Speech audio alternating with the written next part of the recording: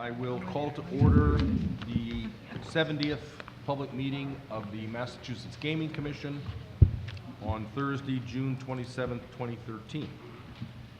Today we're having our meeting at the Boston Convention Center instead of our usual about 1000 Washington Street.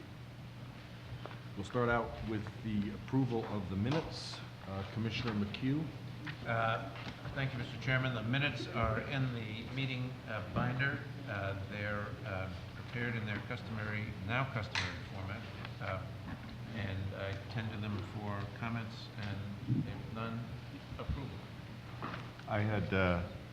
I wasn't at the meeting, so I enjoyed having a chance to catch up on the meeting that I did miss, but I found one typo. We have a new commissioner on board, apparently. Commissioner Ziemba was referenced on page 2. Oh, On page what? On page 2 in the second paragraph. Commissioner Zamba. Well, that's, yeah, all right. I know I missed a meeting. By but is there acclamation? something I ought to know? All right. We'll make that change. I had a question on page 3, the 10:30 a.m. paragraph. As I wasn't here either, so as I read that, I wasn't sure whether that just scanned properly. If you've read it, I guess it must be properly. But does that say what we intended it to say? Let me just Go ahead, quickly look take a at minute. it again. Particularly starting with the sentence that says, response to public records request.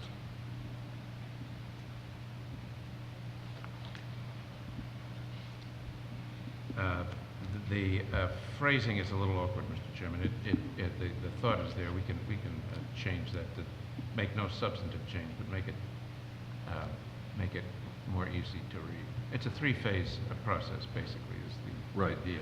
Well, the first phase of my work, the first phase is, it says the actual application form, but that is the form with the. I think that's intended to be the form with the summary boxes. Summary boxes. Okay. And that whole thing gets released without the attachments and without any. Okay.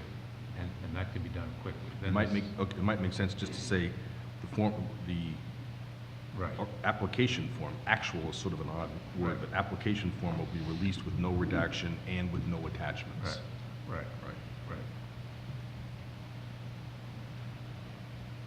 And then the second phase is there's a brief review of the attachments that were not marked confidential. That review is going to be extremely brief. We're not going to, basically, if people have not marked things confidential, we'll take them at their word. It's their responsibility. This is a little different than the phase 1 applications where we dealt with personal data in which we have an independent obligation not to release it. That's what led to a lot of the difficulties with processing those. But this case is likely to be different.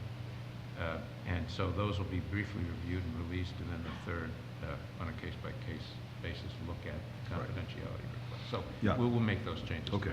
I think it's a great process. I like the way it works. I just want to make sure that we say it clearly, because I didn't quite understand. Right. Okay. Similarly, at the 10:49, I remember, I'm not sure if I was there or not, but I know we talked about not accepting physical models.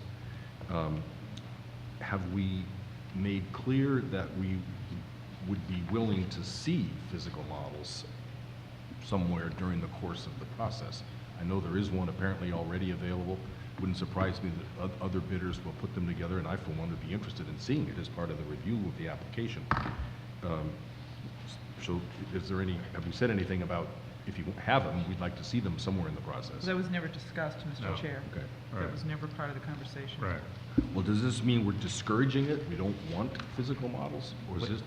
It means that we don't want to accept as part of the filing, to take as part of the filing a physical model. I think the point you're making is worth mentioning that was not discussed at all, but I think it's worth mentioning in this week's minutes that we are eager to see physical models on display someplace during the process, and we're not discouraging their creation. But Maybe that could be part of the 90-minute presentation. right. Right. You could bring a physical model in for observation. Or have them somewhere for us to see? Or, okay. Right. That was the point I wanted to make, Right. so that the bidders know if they want to do physical models, there is an opportunity. Right. will be opportunities for us to see them. Okay, And I think the minutes of this meeting should reflect that, so that we... right. Okay, good. Anything else? We have a motion on the minutes, as discussed. I move that the minutes be approved with the amendments, with the slight corrections as discussed. Second? Any further discussion? All in favor? Aye. Aye. Opposed? The ayes have it Abstention. unanimously. Okay, Executive Director Day, you're up next.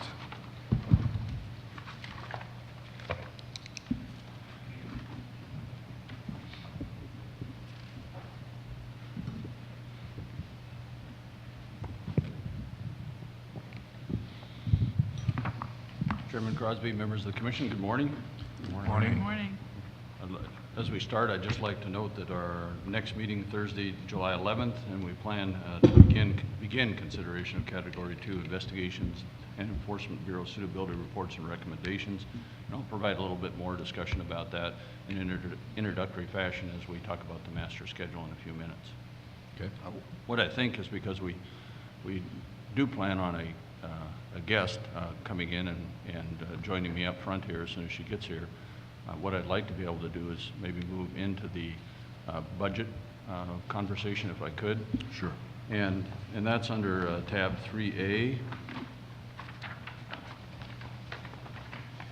Is our revised budget proposal for 2014 for the Commission's consideration and hopeful approval. We introduced the preliminary plan at our June 13th meeting, and today's proposal includes input we received during the last 2 weeks. To accomplish this purpose, I'd like to defer to Treasurer Zuniga, who has done the work to get the proposed budget ready for the Commission and consideration. I know we have as well in this discussion a couple particularly one key question about long-term financing for the Commission. And I would also occur, if our guest hasn't arrived yet, that possibly we could take the issue regarding gaming consultants during our budget discussion. I'm sorry, I didn't hear what you said. The other issue we have is the gaming consultant contracts. Perhaps we can deal with that while we talk about the budget. Yeah, anywhere, I mean, just interrupt any time if you want to introduce your other guest. Whenever you're ready, just stop us whenever you want. You may see her come in before I do. Think Right she's there. in. Oh, she is here. Yes. Well, in that case, Welcome. join me, please.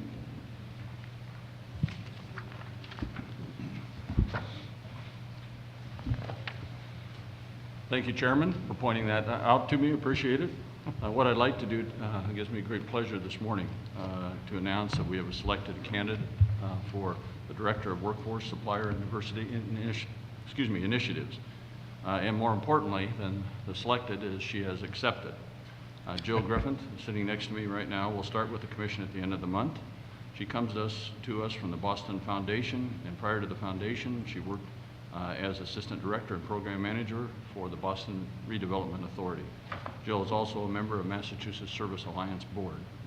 You will find Jill's resume under tab 3A, and turn this discussion over to Jill if she would have any comments to the Commission, and perhaps the Commissioners would have any questions of Jill. Great. Move this over for you. Great, thank you. I'll just say I'm very excited, and I was so pleased to accept the offer, and I look forward to working with the commission. So thank you. Great. Anybody have questions or comments for Jill? I'd be interested, I know you've been thinking about this, we've talked to you for a while. The areas of focus where the commission decided that we wanted to make the issue of preparing a workforce for these expanded gaming facilities and preparing Massachusetts suppliers for these facilities, because we are going to put pressure on the licensees to use a local workforce and to use local suppliers, and we have some obligation to make sure that we have a workforce and suppliers that are ready to do the work. And for that level, because we wanted to make that commitment, we thought we ought to make a director position that is at the level, senior level, with all the other things we're doing here. And intertwined throughout that is the commitment to diversity and an inclusive culture that will permeate, we hope and we expect, both the workforce and the supplier bases. you've now had a chance to think about that, and I just wonder what kind of sense of priorities have you got? You know, what have you thought about doing your first day or two? How do you think thinking about approaching this? Well, I think partnerships will be very important. You know, as you can see by my background, I've worked in both workforce and economic development, focusing on helping underemployed and unemployed in Massachusetts and low-income communities get connected to resources to help them get to help improve their skills and help them get employed. So it's a real passion of mine. Also, you'll see that I have experience in economic development, working with both small and large businesses. And so I was so pleased to see that the commission had this as a priority and a real priority. And that's why I was pleased to accept this position. So I think partnerships with business groups and workforce training providers will be really important. I'd also seek to create an advisory council, perhaps an internal advisory council of people who can help me think through some of those priorities. Great. Anybody else? Questions? Ms. Griffin, there's usually, as you know, there's a lot of there's large goals relative to supplier diversity and minority participation all over the Gaming Act, which we take to heart and you know we'll continue thinking hard and implementing them. But it occurs to me that there's usually this tension, if you will, between the lofty goals that everybody may have and the actual implementation when it comes to in the context of a project that by necessity will have to be moving very quickly. There's a lot of pressure to get some of these facilities open once they're awarded a license. So what could you share with us relative to bridging that gap? Obviously, Yeah. partnerships that you mentioned could go a long way, but could you expound a little bit in terms of bridging that gap between goals and implementation? Well, first, I think it would be important to see the company's history in working in this area. So do they have experience in creating opportunities for small and local businesses? You know, do they work with the veterans? Do they hire locally? Because these businesses, these casinos have been around a long time. So what's their history, first of all? But I think in addition to, I think looking at the opportunities perhaps to break up the RFPs or, you know, into smaller pieces. Sometimes small businesses can't respond to a very large contract. So, you know, there may be opportunities to look at pieces of the job or to have a large responder partner with a small company. And I think also there are nonprofits and other business groups that give technical assistance to ensure that the local or the small business is able to actually meet the requirements, and you know, if they get the job, that they can actually respond well and keep the opportunity. So yeah. Thank you. Anybody else? One of the things that first of all, I'm delighted that you're here and are going to take over this critically important role. This is a jobs creation legislation, and we've been working thus far on little pieces of it, and trying to pull all of that together is a critically important part of our task. So I'm delighted that you're here. But one of the things that we've encountered, at least in some areas, is the expectation that a large number of jobs in a particular area will become available, but the supply of trained people to fill those jobs won't be there with the likelihood or the fear, concern, that the result is going to be migration from out of state, leaving behind the in-state people who we would really like to employ. I'm sure you've encountered that before, and do you have any thoughts about how you deal with that? Well, I think it's a valid fear. Luckily, the commission had the foresight to hire someone early on, right? And I think there's enough leeway that community colleges have already put in a plan to start thinking about meeting this gap. And I think there could be other nonprofit providers who also work on this. But it is a valid fear. And I think there will be other requirements that limit candidates, perhaps, and I know everyone won't have to go through the lengthy background check that I did, but they may, you know, they may have to go through some of that. So, so it'll be really important to focus early on before the casinos are built, and to really look at the existing training programs. And one of the things I was pleased to see was the diversity in the types of jobs. You know, everything from building security to the back office finance to the hotels and the hospitality opportunity. There's a real diversity in the types of jobs, and that's a great thing. Would you be prepared as part of your job to make recommendations to the commission about the kind of background investigations that ought to be implemented for various categories of employment? There are some set by statute, but there are other areas where we have broad discretion, and so you probably haven't thought about this piece yet, but no, but I'd be glad to perhaps look what other states have implemented and make some recommendations. This has been an area that we've already had issues with. The legislation targets the casinos hiring, these gaming facilities hiring at areas of underemployment and economic disadvantage, and by definition, you get a population which frequently has credit problems, sometimes QORI problems, and yet those are precisely the targeted audiences that we would like to have the most impact by legislative mandate. You must have had some experience trying to reconcile those conflicting realities. Any thoughts about how we might work that out?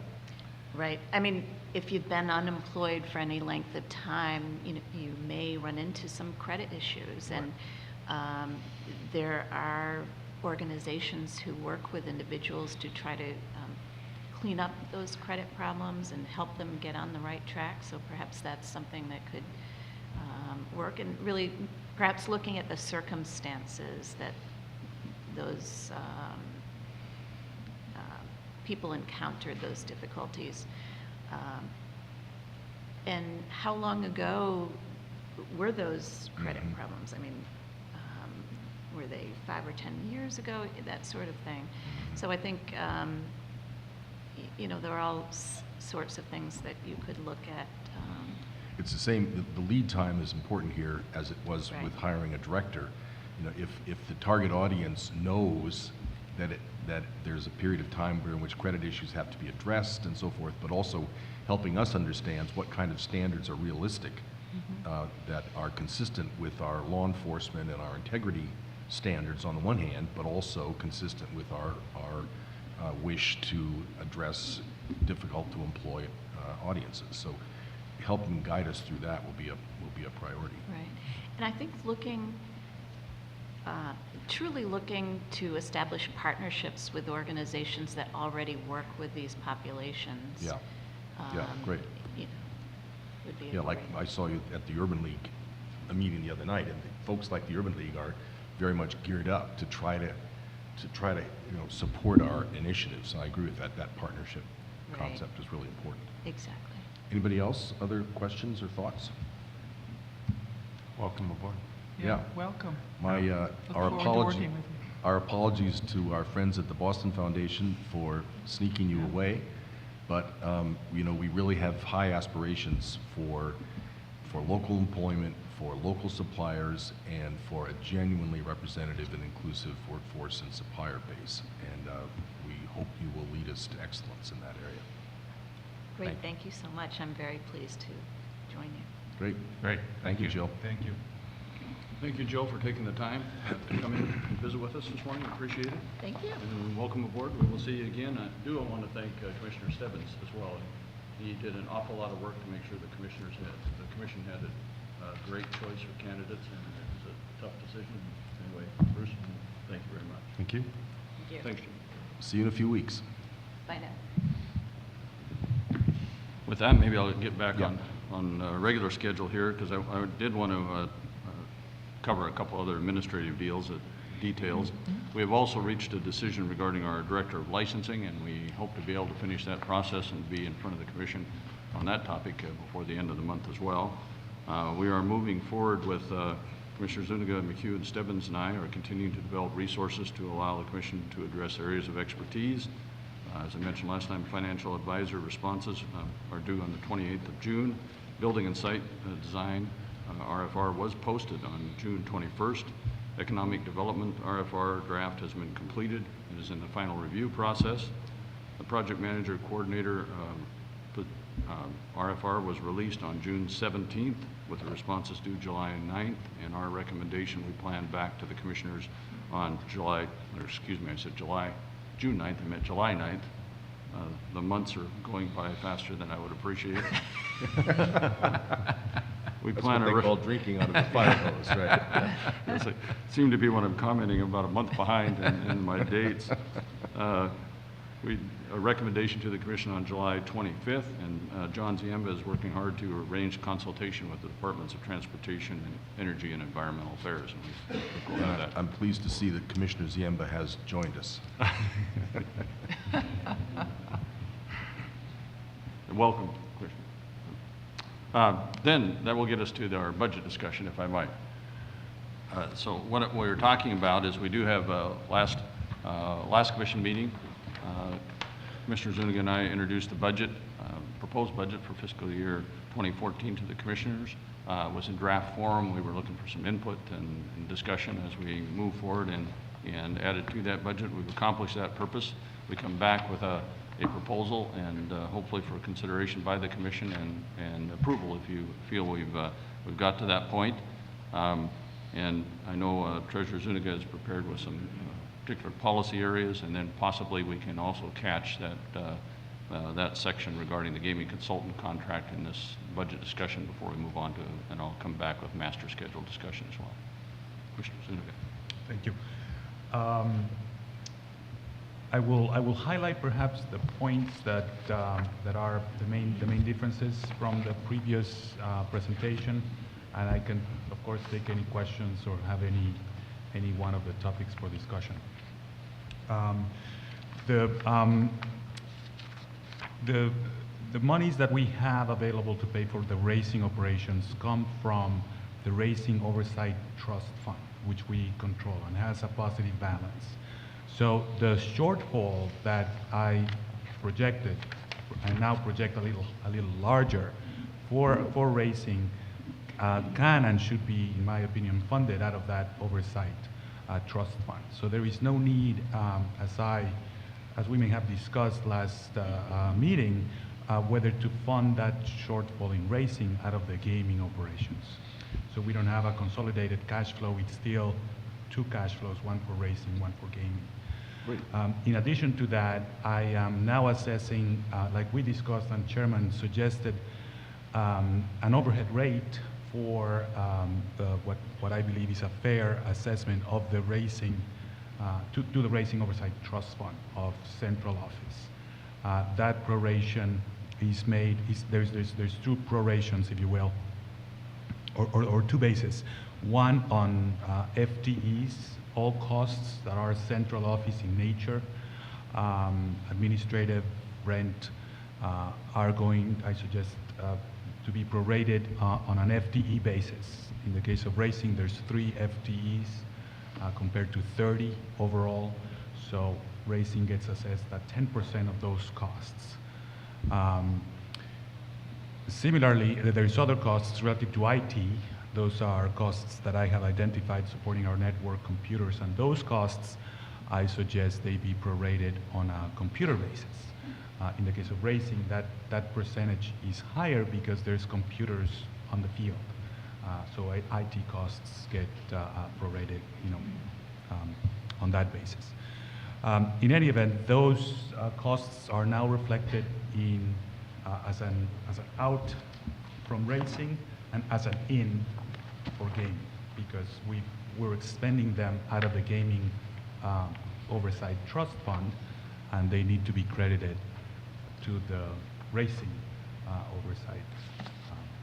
I'm suggesting that assessment be made for this fiscal year before it's done, and I'm only projecting to be trued up at the end of the fiscal year the next amounts. And my point was, even if there were a negative, even if the gaming commission were having to subsidize the racing commission, we should still accrue that obligation, because who knows what's going to happen. At some point, there might be money in the racing division which could pay back the racing commission. So it's a protection against us in case the racing division does stay positive cash flow. Another point, since the last budget that was presented, I had assumed that we would assess our applicants for the $600 a year that the statute speaks about on slots machines. That's section 56A. Commissioner McHugh rightly pointed out that that assessment can only be done in July. The statute does speak to July, and so I've eliminated that assessment from this projection. I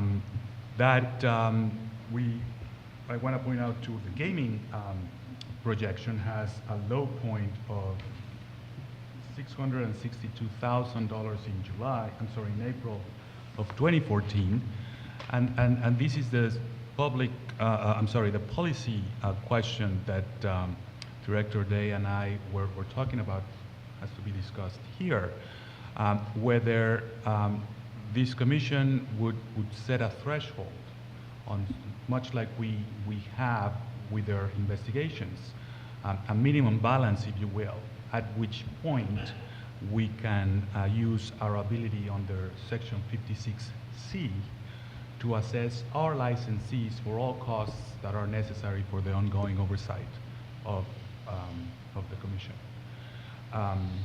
For example, we could decide that that threshold be $500,000. Under this projection, we don't hit that threshold. There's no need for an assessment. If we decided that that threshold should be higher, then we'd have to think about just how and when, really, depending on our operations, to make those assessments. Those assessments are done, or the statute speaks about that assessment being done annually, doesn't say when, on our licensees, not our applicants. So in other words, what's highlighted here in yellow is no longer, doesn't have a number, if you will, but it's, if you will, the plug that we can use if we see some of this cash flow dip higher, I guess lower than what we would like. Right. So that's the general mechanics of this. I've made a couple of additional edits in consultation with Director Day relative to some other costs that we need to consider, but those were the main changes that I wanted to highlight. Can take any questions if anybody wants to. I had a couple of questions, and one is a very minor one. I meant to, and I apologize for not getting to you yesterday, but I just ran out of time, and that is in the racing, page 1. Note 1 has a figure of 117,000, and topic 5 has Oh, a figure of 119. 119. Yes. Is that just a typo? it's a typo, yeah. Yeah, okay. It should be 119 in the note Yeah, to okay. reflect the cash So- flow. Sorry that I didn't get back to you with that yesterday. I had 2 questions about the substantive thing, and I've forgotten whether we talked about this the last time, but what is the source of the numbers that are in item 5 for revenues? That's the Public Health Trust Fund. 622 in January and 1.2 million in May and June. This is an assumption that we would assess our licensees proportionately, and I chose the same proportion of anticipated slot machines.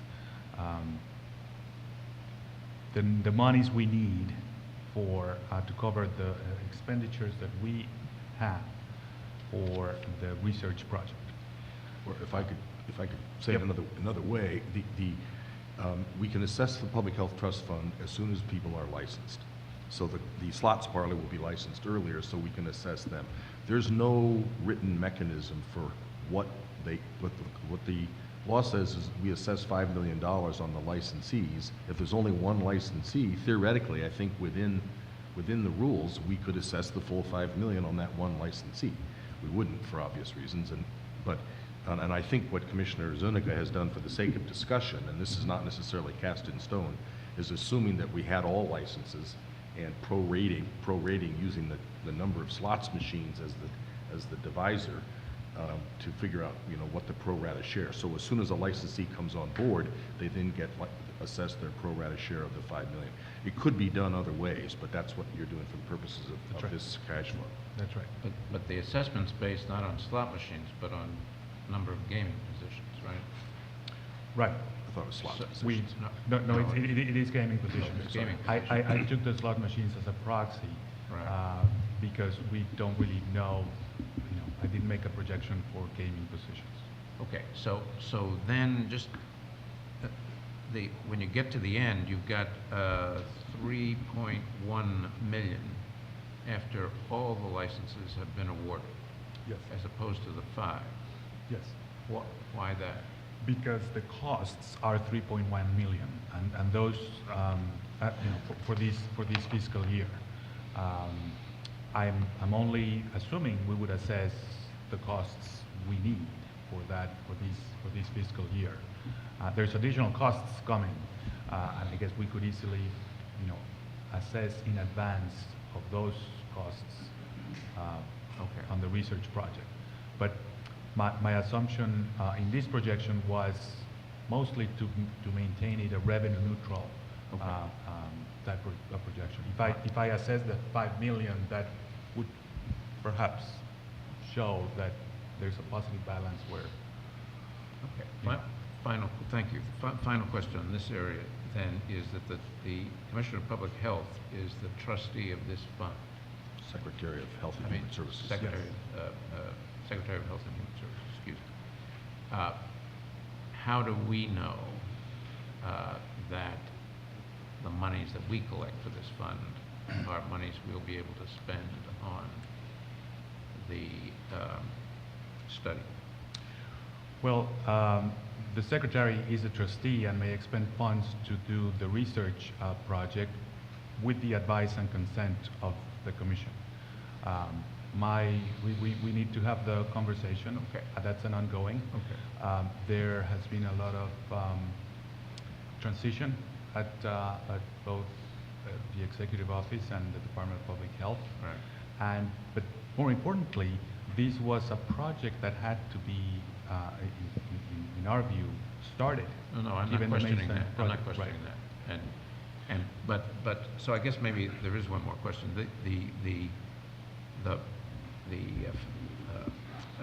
The Public Health Trust Fund assessments are going to be, in our view, in our mind, in our plan, the source of the revenues to pay for the study.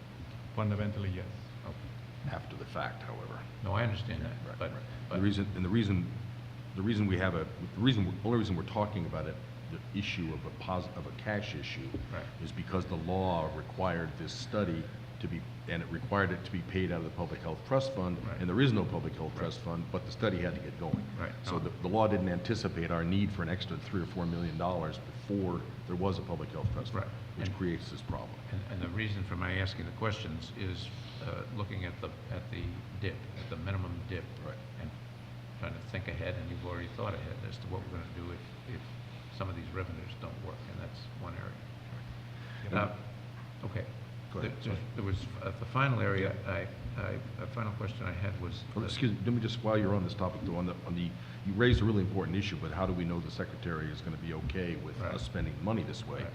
We've now have met with 2 secretaries and 3 public health commissioners, because there's been this massive Right. turnover.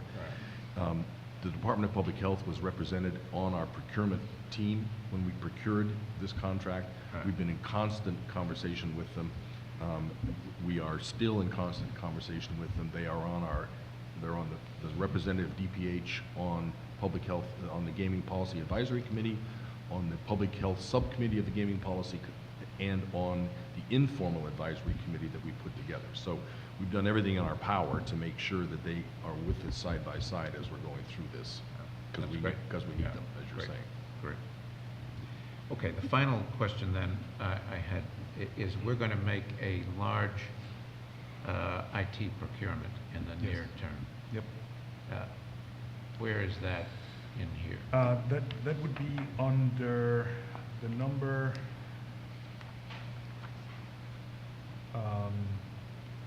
number 2.2, consulting and service providers. That is non-evaluation. I have at 1.3 million, 1,380,000 for the year of fiscal year 14. I've assumed $500,000 for a licensing, IT procurement, and I believe 125,000 for an ongoing document management type system. And whether they're part of, they're integrated, how they're integrated or Right. not, that's a big question for others to resolve. But that's the order of magnitude that I figured for this fiscal year may be necessary. So, but those, some of that would be capital costs as opposed to operational costs, right? Yes, some of that can be characterized as a capital cost. Okay. That's correct.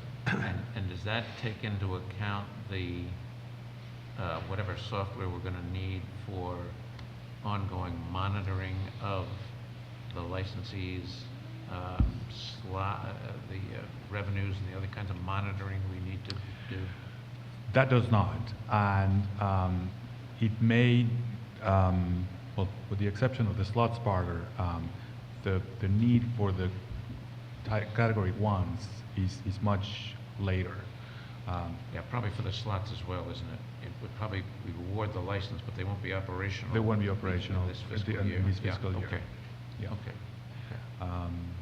That's a big, that's one of the large policy discussions that I suggest we start thinking about, much like we did for our evaluation criteria, the Right. policy questions with the research that we undertook and our consultants and Right. staff helped us with. There's a number of policy, that's one of them, how much it's going to cost to oversee some of Right, these operations. Right. Okay. Thank you.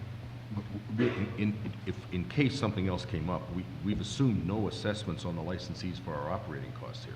We can assess our operating costs on the licensees as soon as their licenses are awarded. So Right. if we need, and the bidders all need to know, it's part of why we're having this conversation, is that the licensees should expect, the winners of the licenses should expect that we will begin assessing the Public Health Trust Fund and shortly thereafter, our operating costs of the commission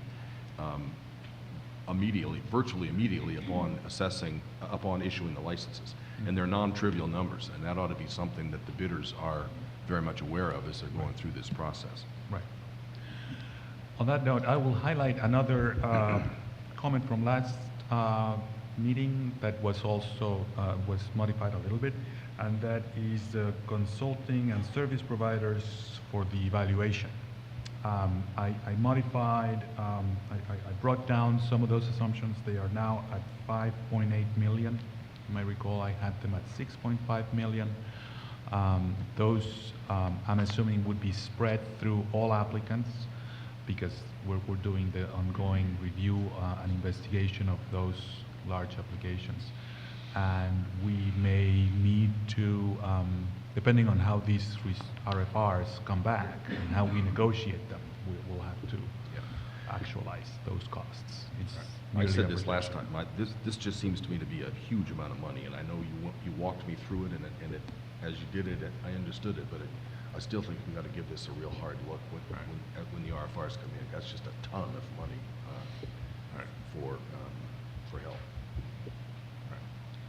But, Yes. And your point about how we maybe posted a schedule of fees for the phase one investigations, hourly fees for various people, how we approach the same, the actualization, I guess is the word you used. Yes. And the apportionment of Yes. of these costs is an important thing as well. So we got to give people notice in advance. That's right. Yeah. That's right. Commissioner, I was interested in how you assessed the investigator costs for Region C. What did you project? Well, a number? what I'm assuming on Region C is that we would receive 2 additional responses. It could be less, it could be more, but let's see what happens.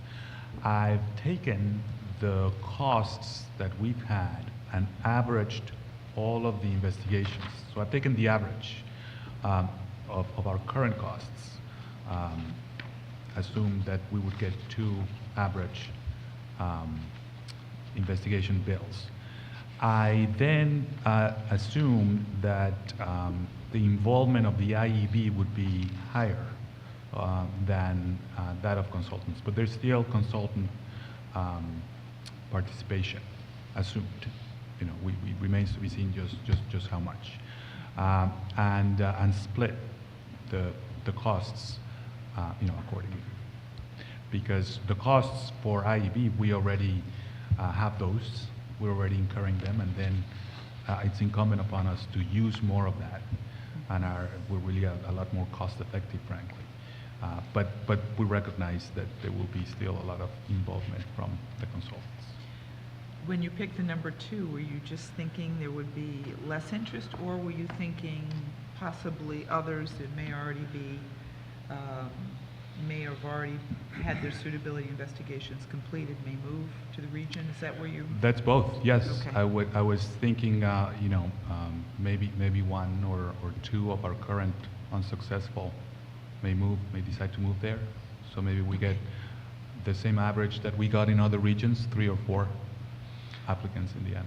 But nobody should take any meaning from that. Yes, I mean, it's an totally, assumption. it's totally I just was arbitrary, wondering. yeah, right. It means It's not, nothing, it's not a discouragement or encouragement. Right. I'm just making an assumption And for it doesn't- cash flow purposes. It doesn't change our numbers at all, because however much comes in also goes out, so it doesn't change our bottom line at all. Right. Thank you. Thank you. The last thing I'll mention is, and I mentioned this before, and I assume that Director Day and you have coordinated on this, it seemed to me that the number of additional FTEs was relatively modest, given the speed of the ramp-up that I thought we would be getting to by then. So I know you don't know for sure, you're still working on the numbers of bodies that we're going to be needing, but that seemed to me to be a little low for the numbers of people that I would have thought we would be adding in the course of this next year. As a matter of fact, we had addressed some of the FTE needs we were projecting that we'll need, but then we went back, took an additional look. And just for reference purposes, we will have the Director of Licensing and some sufficient help to make sure we're up and running on the licensing side. Excuse me. And prepared to follow through with the evaluation team the application screening, and then the registrations that are required for the slot license. We also, of course, have the CIO, CFAO both included. We are also looking at addition in the accounting fiscal staff, however you want to take a look at it. and some additional support with the IEB in order to help them get prepared for the massive information they have to be ready for in the Category 1. So I think for this term through July, we are doing pretty good with the number of FTE. It will be really dependent on how fast things come up and operating, and once we get the licensing team in and have a better idea of how many people we're going to need to process that initial information, that'll have some determination. But I think at this point, we're pretty close to what we'll need FTE-wise as we get through this fiscal year. Okay, fine, good. On that note, I've assumed a 5% increase halfway through the year on the number of all FTEs. That could be for a number of purposes. One could think of it as a contingency, if you will, but importantly, to give Director Day the flexibility to increase salaries where they may be needed. We might be getting at that point, but also, bringing additional FTEs that we maybe didn't contemplate, redefine or repurpose job descriptions, et cetera. Okay, great. And Chairman, that brings us to, there's, at least I have... Can everybody hear back okay? Can you hear Director Day back there? Yep, okay. As before we leave that discussion, I want to make sure I'm in connection with the commission, because one of the key areas that Commissioner Zuniga mentioned was that ability to prorate licensees as they come on, and what might be the trigger point to do that. And problematic in there is that obviously we can't run into the red. So at some point as we move forward in this fiscal year, we need to be prepared to, if those licenses come on, be prepared to make that assessment. And one of the ways we specifically discussed, as Enrique mentioned, is something fairly direct, which is our working capital balance falls below 2 months. At that point, we assess for the balance of the fiscal year those costs. That will help us make sure that we do not get into the red, and yet it will be a pretty consistent approach. So I think that's one thing we're looking at, recommending that we'd like to see if the commission would accept that as a process to move forward with under the budget. And then the other question, one of the other questions we do need is if the commission concurs on that contract extension, but on a project-by-project basis for the consulting group. Well, let's come back to that one in a second. Okay. But from my standpoint, the issue of how we figure out a trigger mechanism for assessments is, I'd like to hear about it, but I'm sure you guys will come up with a good plan. The thing I'm particularly sensitive of is making sure that the applicants and eventually licensees are very much aware of this. And I don't know whether it needs to be in our regs any more than it is.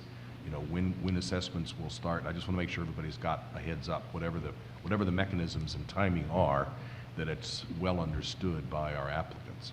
But I'd be inclined to defer to you as to when you want to cause this assessment triggers. Anybody else on that? I share the desirability of having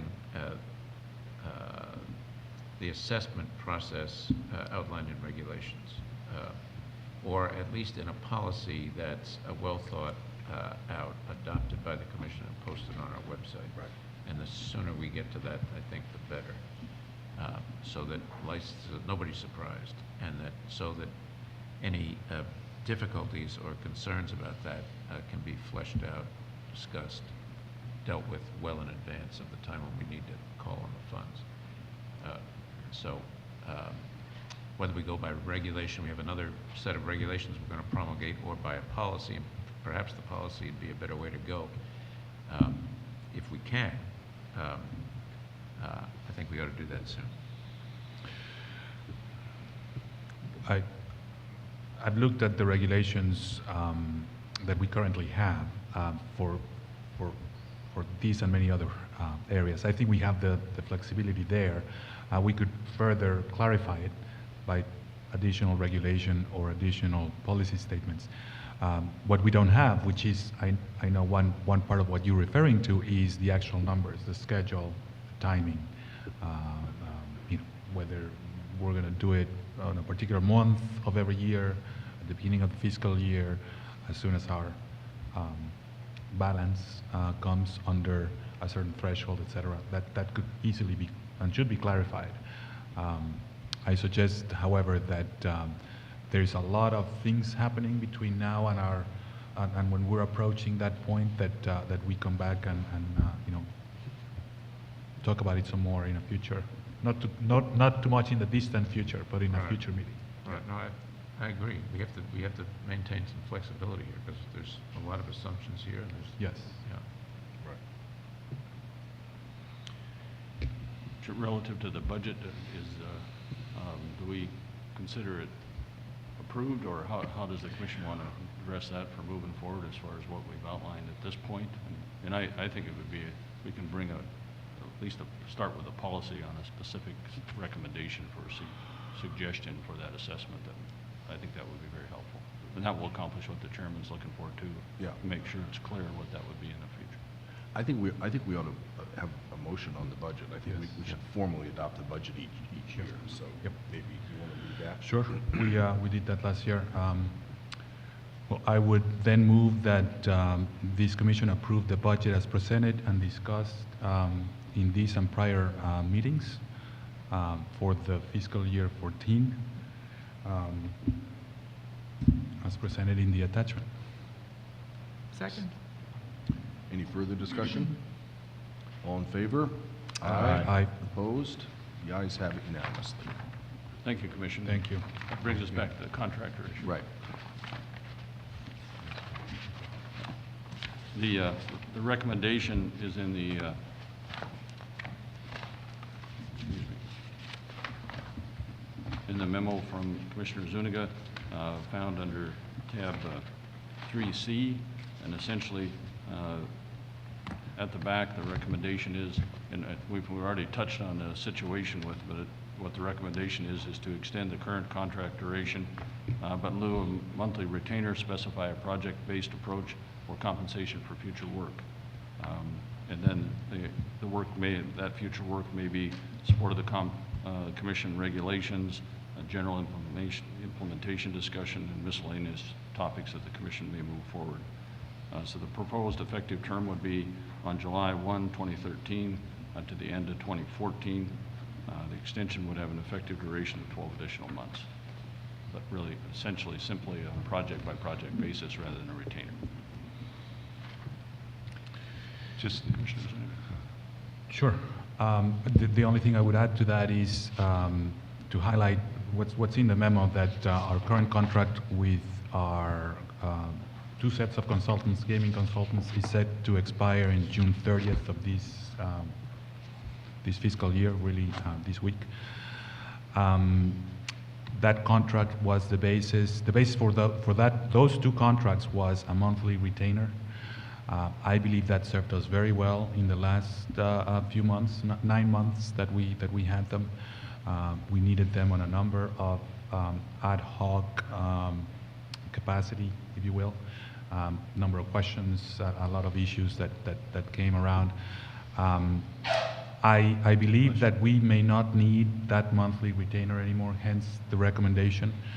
But I'm proposing that we extend the time of that contract, and then, so the recommendation is not to extend, it does not have a numerical number, it only has a time extension, and we figure out on a project basis going forward what we may need them on, and issue those, whatever we agree on, come back to the commission for approval on a project basis or a discrete task order.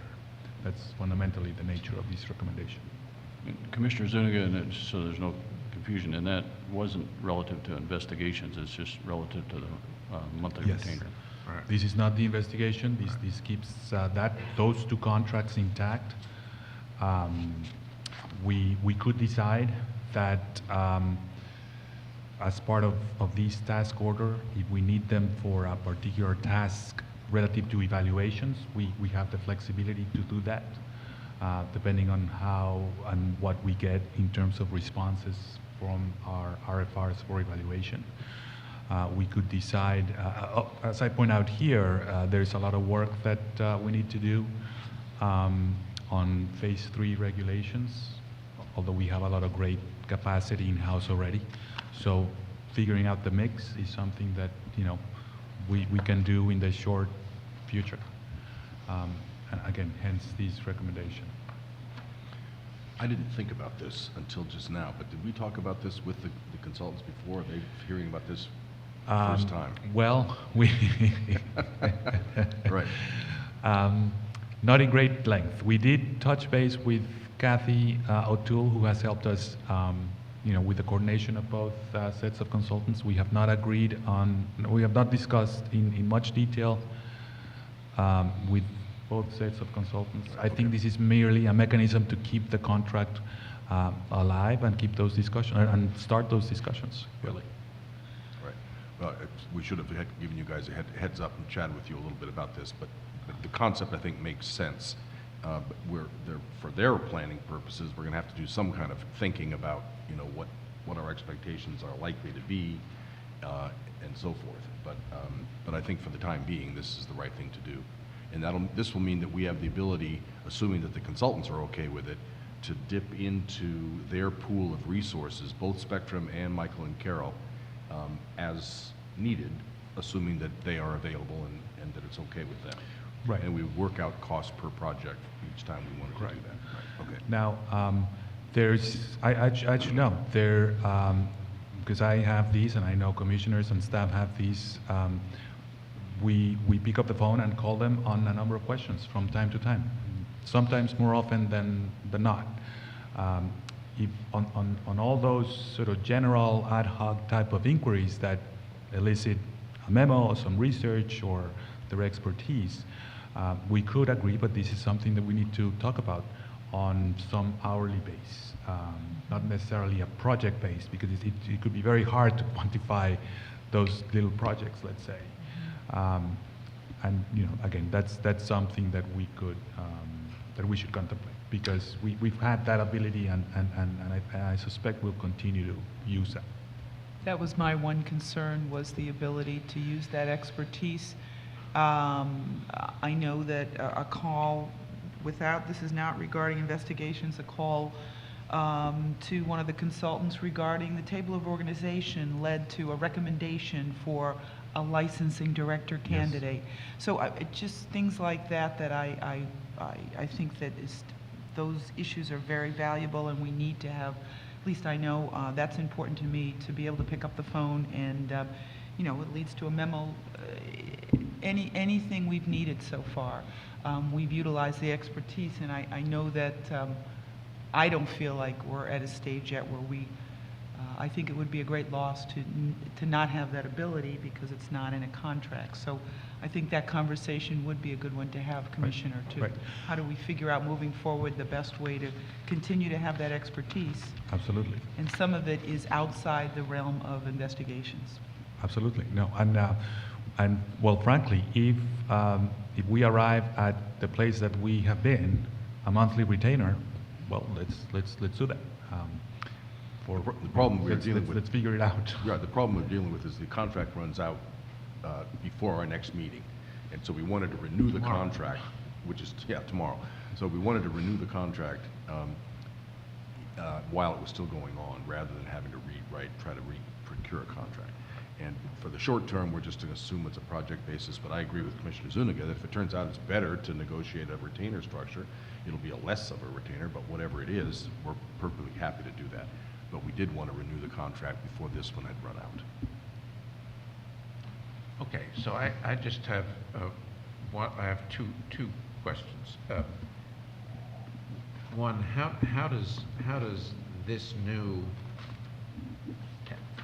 how have we estimated the total cost of needed services from the consultants for the upcoming year? As I look at 2.2,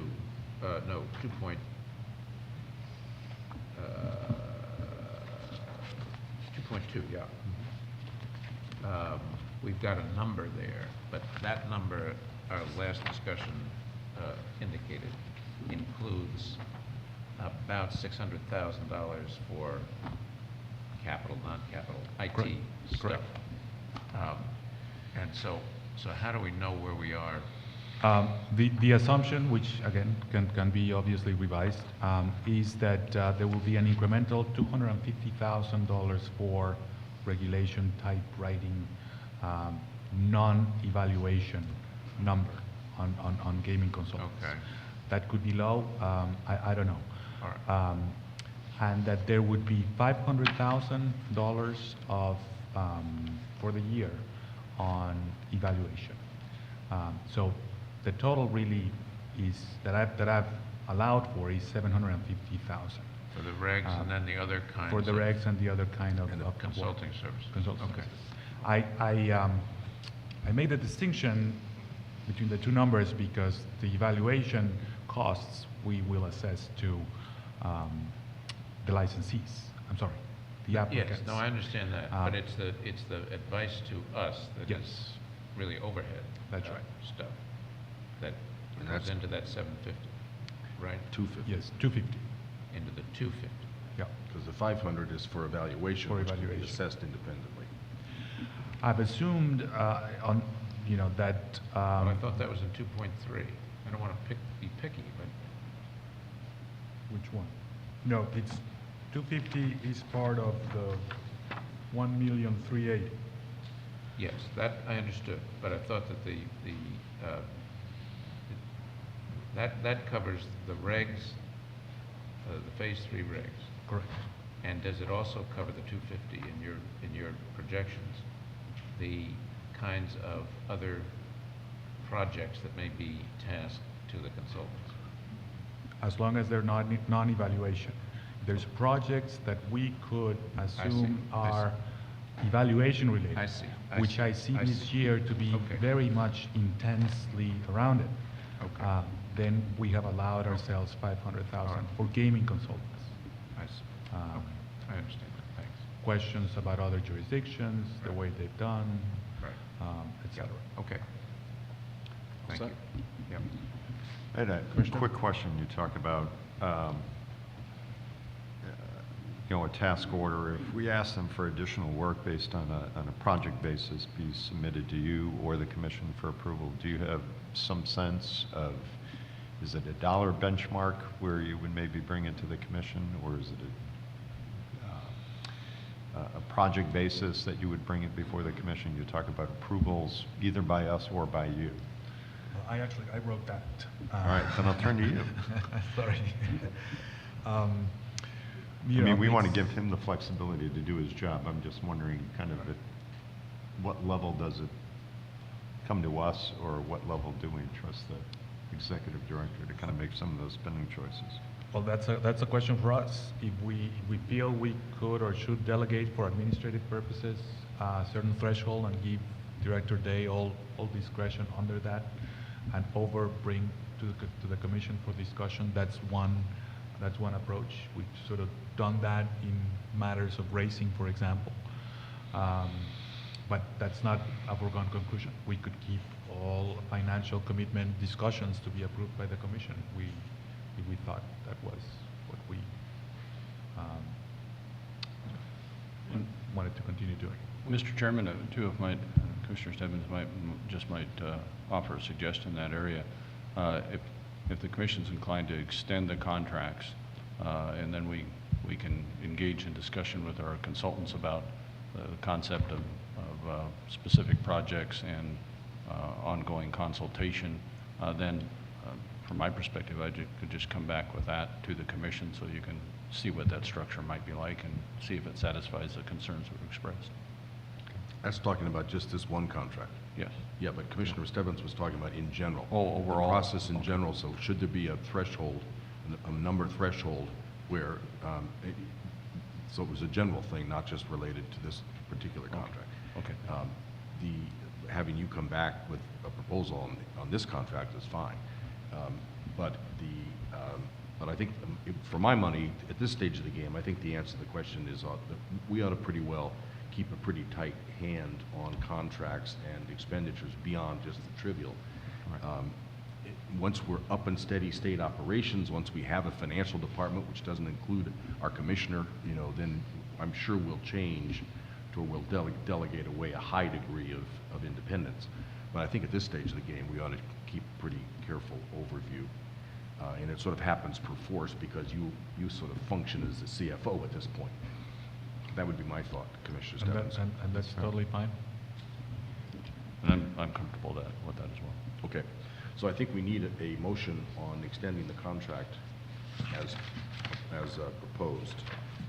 I'll be happy to make it as the author of the memo that's included in the packet, that the Commission approve extension in time of the current 2 contracts with our gaming consultants for the next fiscal year expiring June 30th of 2014, and consider compensation based on future negotiations on a project or task order basis.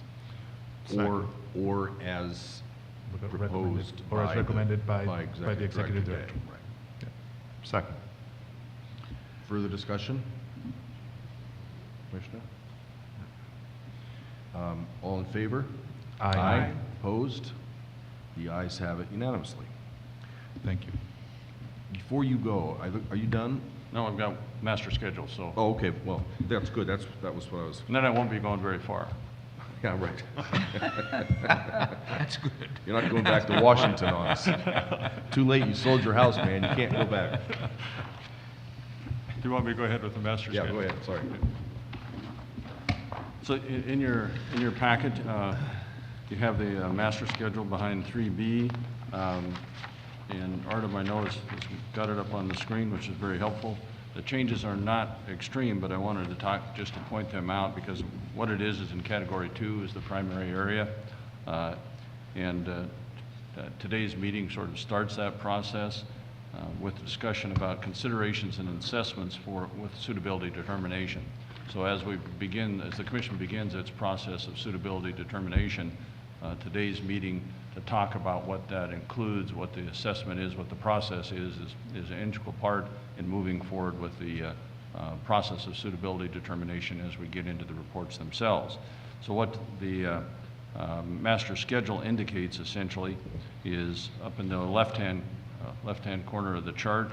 You can see the evaluation reports. We anticipate the evaluation reports themselves will begin with the Commission meeting in July 11th. And at this point, we're projecting that will be most likely through, at least as the regulations provide, a combination, depending on applicant selections, of public hearings and adjudicatory hearings to reach essentially, at least by August 27th, of the necessary decisions, orders that come out relative to the Commission in that process. So that's a little bit different from what we had Do you before. want to use this so you can show the audience what you're talking about? Thanks.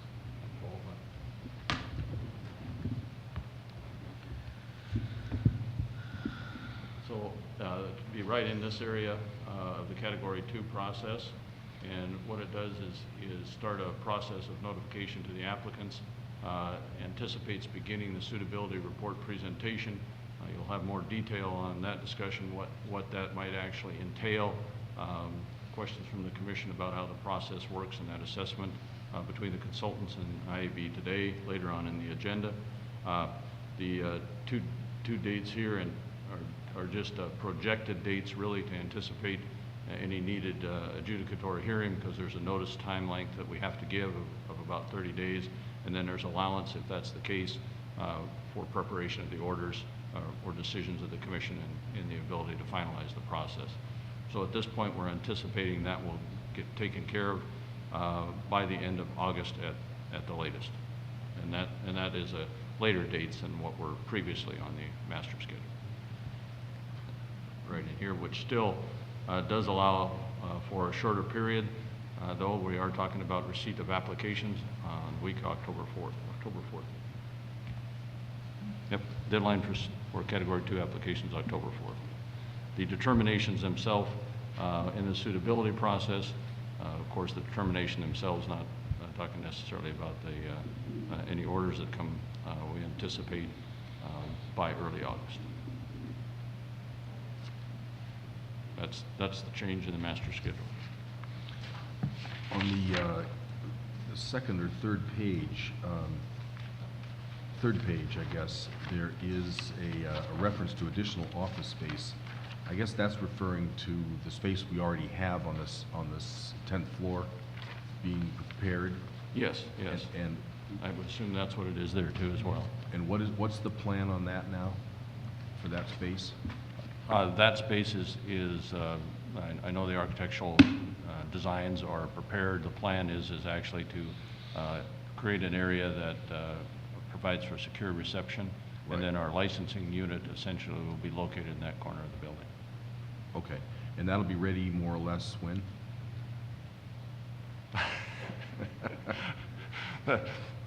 I believe, as I recall, the timetable is about 8 weeks.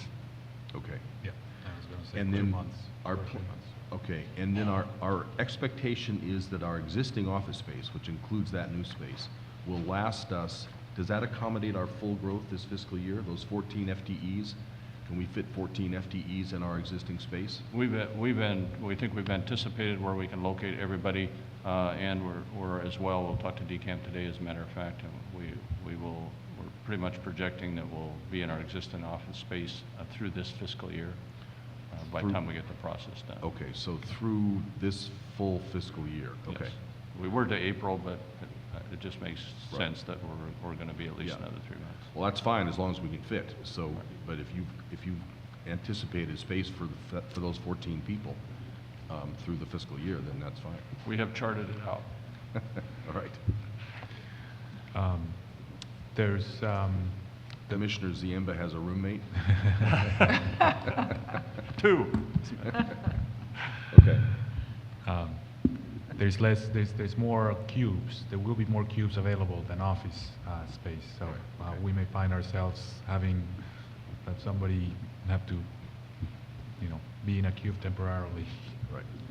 Okay, well, I mean, it's, obviously, we got time, but I want us to move expeditiously. It's just a tremendous pain in the neck to have deadlines slip and slip and slip for space and have people not know where they're gonna sit and doubling up, and we shouldn't have to do that. We've got enough time. We ought to be able to get this done right. So whatever the schedule is for finding our permanent space and getting into it, we ought to try to do it right if we can, obviously. Well, and I'm part of the reason for today's meeting with DCAM is I'm just not real familiar with the process here in Massachusetts, so it's good. Right. I'm asking them to re-educate me about how that goes Okay. and who's responsible for which. Well, part it's of the like everything process. else. I mean, you're gonna have to sit on it, and you or somebody is gonna have to sit on it to make it happen quickly, but, Yes, and I'm collecting volunteers on. okay, great. I'm sure Commissioner Cameron would be willing to help. You need a little help. I did have one question. We refer to the Director of Licensing as a deputy. Is that just and every other person we've brought in so far is a director level? That's on page 3 of the master schedule here as well.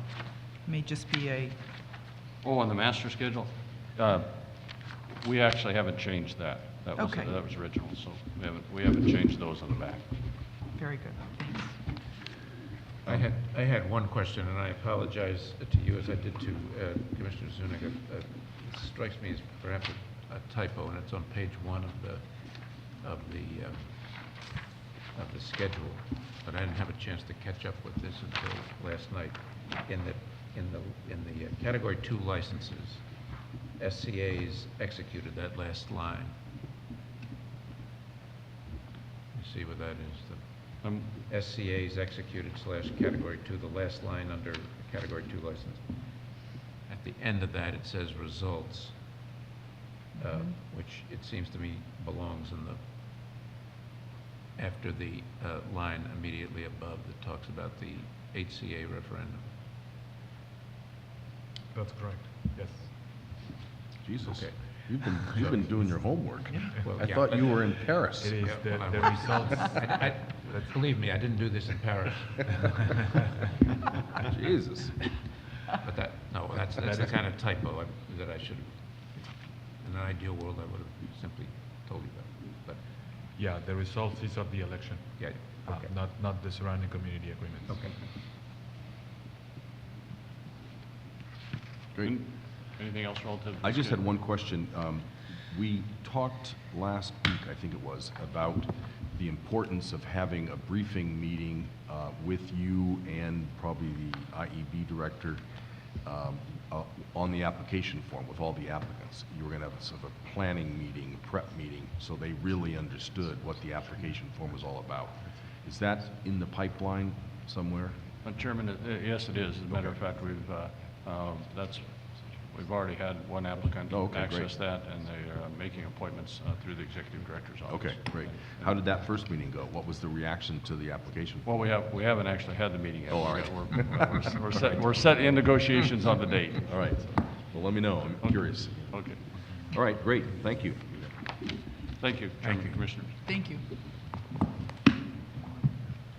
Let's take a very quick break, and then we will reconvene with Director Dernberger.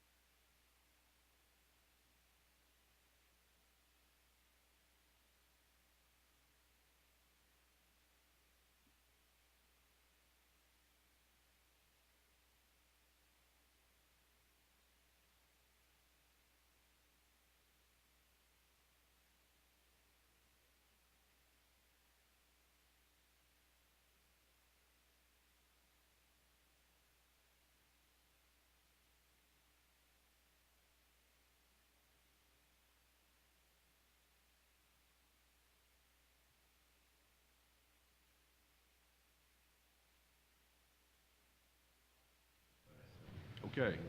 Yep, we're live. We will reconvene the 70th meeting of the Gaming Commission, and we will turn to Director Jennifer Durnberg of the Racing Division. Good morning, Mr. Chair, Commissioners. Morning. Morning. Morning. Morning. All right, I have a fairly comprehensive administrative update for you this morning. At the 69th public meeting of the Commission, we had some authorities that were delegated to Director Day and to the Director of Racing to approve certain statutory funds under 128A 5H and for the Director of Racing to consider certain track matters. So I'd like to give you a report of the activity that's taken place since that meeting. The following matters have been considered and approved. We had from Plain Ridge Racecourse, request for approval of an additional racing official, an association veterinarian, and approval was given pending successful completion of the requisite background check, which is what we've done for previous requests. We had a request for some 128A 5H monies. These funds, in the amount of $65,000, are payable annually to an organization that represents the majority of jockeys who are licensed by the Commission and regularly ride in the Commonwealth for the purpose of providing health and other welfare benefits to active, disabled, or retired jockeys. We are pleased to recognize the Jockeys Guild, which is a national organization, as the organization that represented the majority of licensed jockeys riding in the Commonwealth during the 2012 racing season. So that amount, $65,000, was approved pursuant to 128A 5H. We had a request from Suffolk Downs for some additional export of their live racing signal and commingling of pools with various outlets. Let's see here. That was going to be approved pending execution of the contracts and approval of the New England Horsemen's and Benevolent Protective Association. The Commission is in receipt of such approval, and the following entities include Greyhound Park at Post Falls, Social Gaming Technologies Incorporated, WatchAndWager.com, the Racing Network International, Monarch Management, and Racing Today LLC. So the Suffolk signal will be going to those outlets as well. We also received a request from Suffolk Downs to amend their live racing schedule. This is a recent request to eliminate from the racing program Thursday, July 4th, and Tuesdays, July 9th and 16th, replacing them with Tuesdays in October, October 8th, 15th, and 22nd. That was recently approved. What's the logic behind that, generally speaking? So it's kind of a multifactorial answer, like so many of things in racing. There is a horse shortage right now. That's not a horse shortage. Okay. There's a number of reasons for that. One is that because of the length of time it takes to plan your breeding of your horses, the horses to be born, the horses to get old enough to run, and then the horses to be ready to run, that we are now facing that crunch time. So we saw the biggest decline nationally in the full crop, 2008, 2009 with the recession. So we are not the only place that's struggling to fill races right now. There have been a couple of neighboring jurisdictions that have had the same trouble we've had. So the result is shorter field sizes in general. And we have to have, as you know, in the Commonwealth, 7 races on a day to make a racing performance. And so really there are a number of other things that are in the way. One is the fact that the purse money in Massachusetts is not comparable to that of our neighboring states, so people may be choosing to run horses elsewhere. But the horse shortage is something that we are facing nationwide right now. There are some other meets, some short-term meets in the area, for example, Colonial Downs right now, that have horses running that will be available later in the season. Where's that? That's in Virginia. They have a 22-day thoroughbred meet this year. And so the thought is, apparently, and I'm new here, in the past, the horse population available to Suffolk tends to increase as the season goes on, and that they tend to be relatively flush with horses in September and October. So that's the thought there. What's the logic of not doing it, not racing on July 4th? One would think that that's a On that big day. I don't know why that particular day. All right. Maybe people are going to the Boston Pops or something, Right. Picnics. Okay. or barbecuing. Thank you. Does that satisfy? Okay. Yeah. And the final thing that I wanted to talk about was our financial reporting system, which we are still dependent on, because we have not completely crossed over to our new auditing software. We had some sort of a bug that affected the live racing programs at Suffolk on June 8th and June 10th. And so we have given Suffolk Downs a temporary waiver of the commissions that the commission is due for those 2 billing periods. The first billing period that was affected was June 1st through 8th. The second was June 9th through 15th. It only seems to be affecting those 2 days at Suffolk. Previous days of live racing were unaffected, subsequent days have been unaffected, but the point is that the final numbers do not match. And so we have software support that will be arriving at the racetrack tomorrow to see if they can't fix that bug. And at that time that we fix that, we can submit the revised summary sheets for the billing period with reflecting the actual monies that are due to the commission. It's not affecting any of the simulcasting that they're doing in just the live racing signal. That's my administrative update. Is the, is KPMG schedule, is it in is that, what's the status of that series of audits? Vis-a-vis the current audit that they're doing, or vis-a-vis the auditing software? No, the current audits, they're not the software, the ex post facto audits that they were doing. So, looking at prior right, so year. they're currently looking Account at some wagering. telephone account wagering programs? Yeah, Right. the account wagering one. Yeah, so Raynham Park and Plain Ridge Race Course both have telephone account wagering programs set up. So they're reaching a conclusion on that. We had a status update on Tuesday of this week, and we're expecting a final report sometime in the next 7 to 10 days on And that. are there, one of the other weren't they looking at the distributions even to cities and towns going back in prior years and so forth? That'll be the That's next the part of second the, Okay, that's Yep, still to come. the next Okay. project. Yeah, okay, Yeah. good, all right. Item 4B, unless you had any other administrative questions for me? I don't think so. Item 4B, you'll recall back in March that the commission enacted certain rules on an emergency basis in order to have them take effect prior to the live racing season, because the racing division has a very unique rulemaking requirement. We are pleased to report that we're ready to complete the regular rulemaking process there. And part of that process, of course, includes the filing of a small business impact statement. So that's in your packet as item 4B. I'm happy to answer any questions about it, but we would be ready to file that upon your approval. Anybody else? No questions? No questions. Very, Nope. So very we- straightforward. we need a motion. I believe we right? do. Formal, Right. somebody, Commissioner So I McHugh? move that the amended small business impact statement contained in the Commissioners' meeting packet today be dated June 24, 2013, be approved. Second? Any further discussion? All in favor? Aye. Aye. Opposed? The ayes are having a big day. That's usually a good thing. Yeah. All right. Okay. Item 4C, let me just give you a little background on why this became an agenda item. At the previous meeting, I introduced the subject to you of the state tax withholding in Massachusetts that was affected by the Expanded Gaming Act.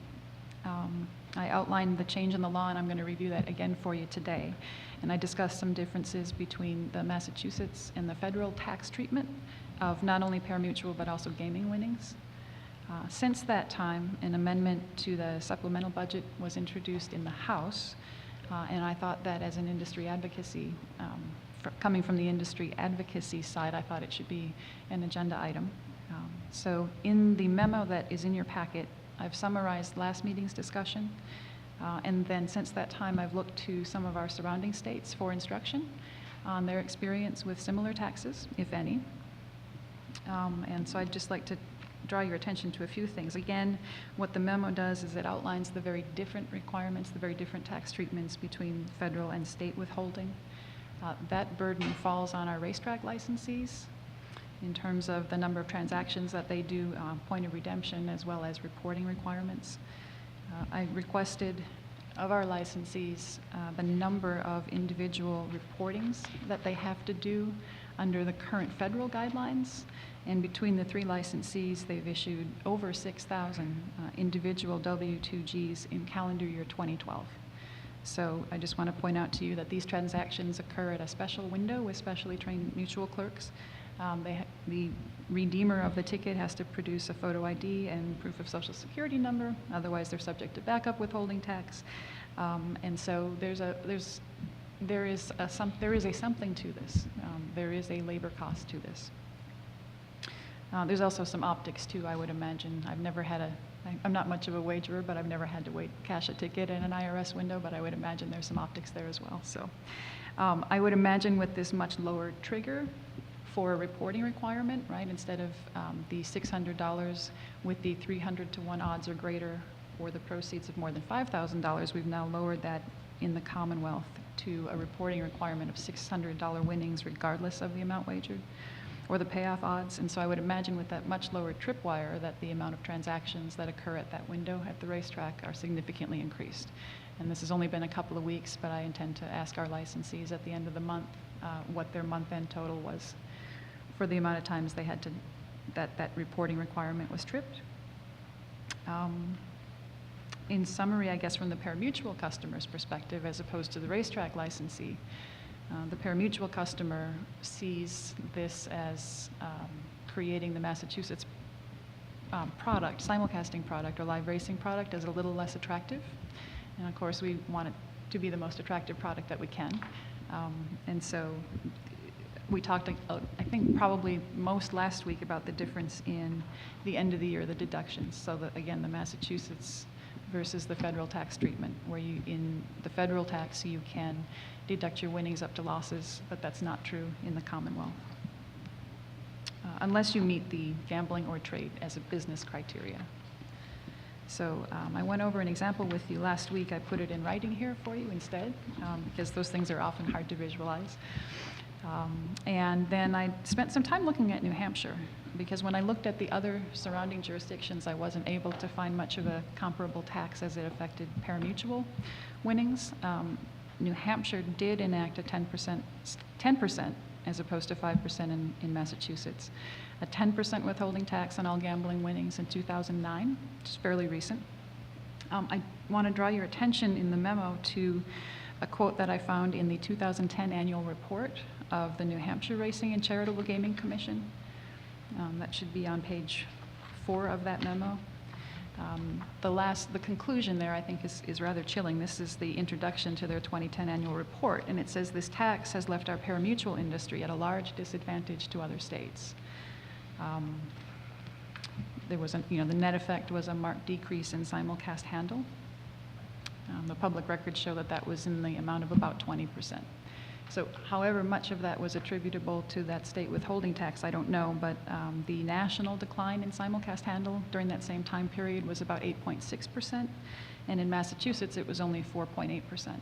So I do feel comfortable concluding that at least some portion of that 20% decline in handle in New Hampshire was related to this new tax. It was repealed in 2011.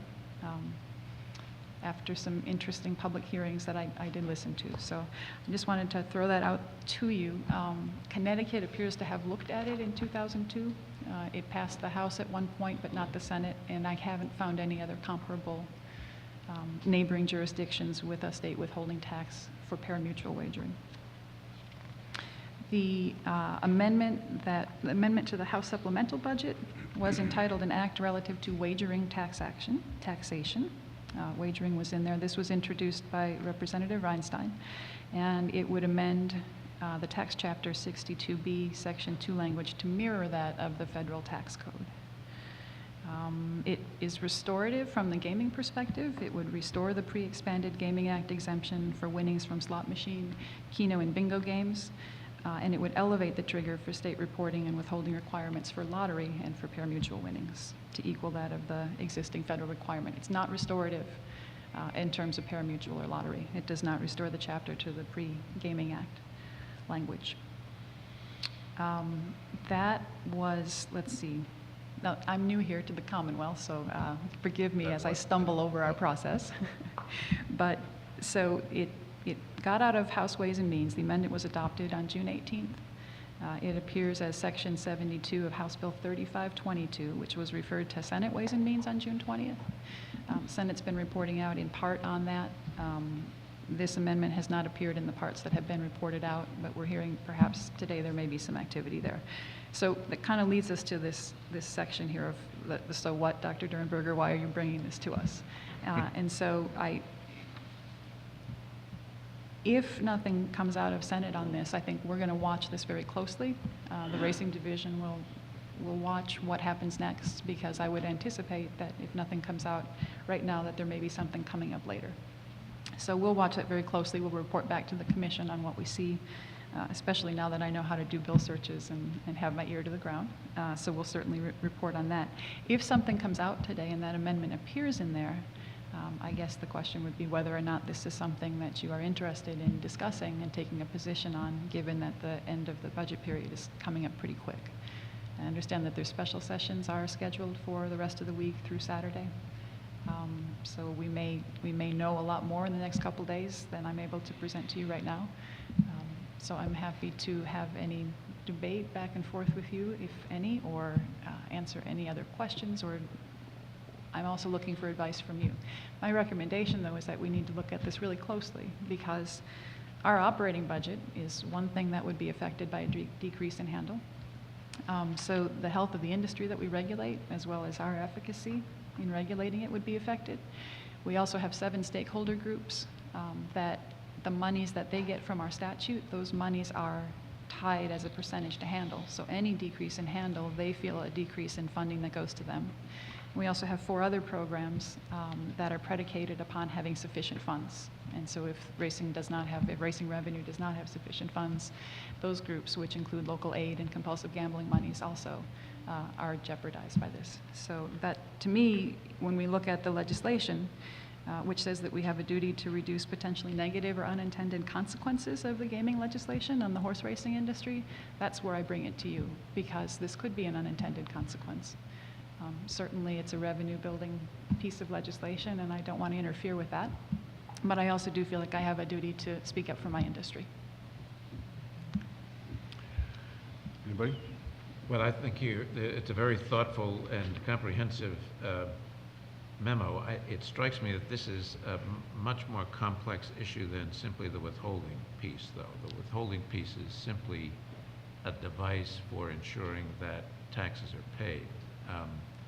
And it seems to me that the real issues here are the deductibility of gaming losses and the tax on the gross and not the net, as your illustration indicates. It seems to me, and then the impact on out-of-state bettors, as opposed to in-state bettors, who would be able to, on their state taxes, if the deduction rules were changed, recoup the losses, even if they were taken out earlier. And it seems to me those 3 pieces of this puzzle have to be considered.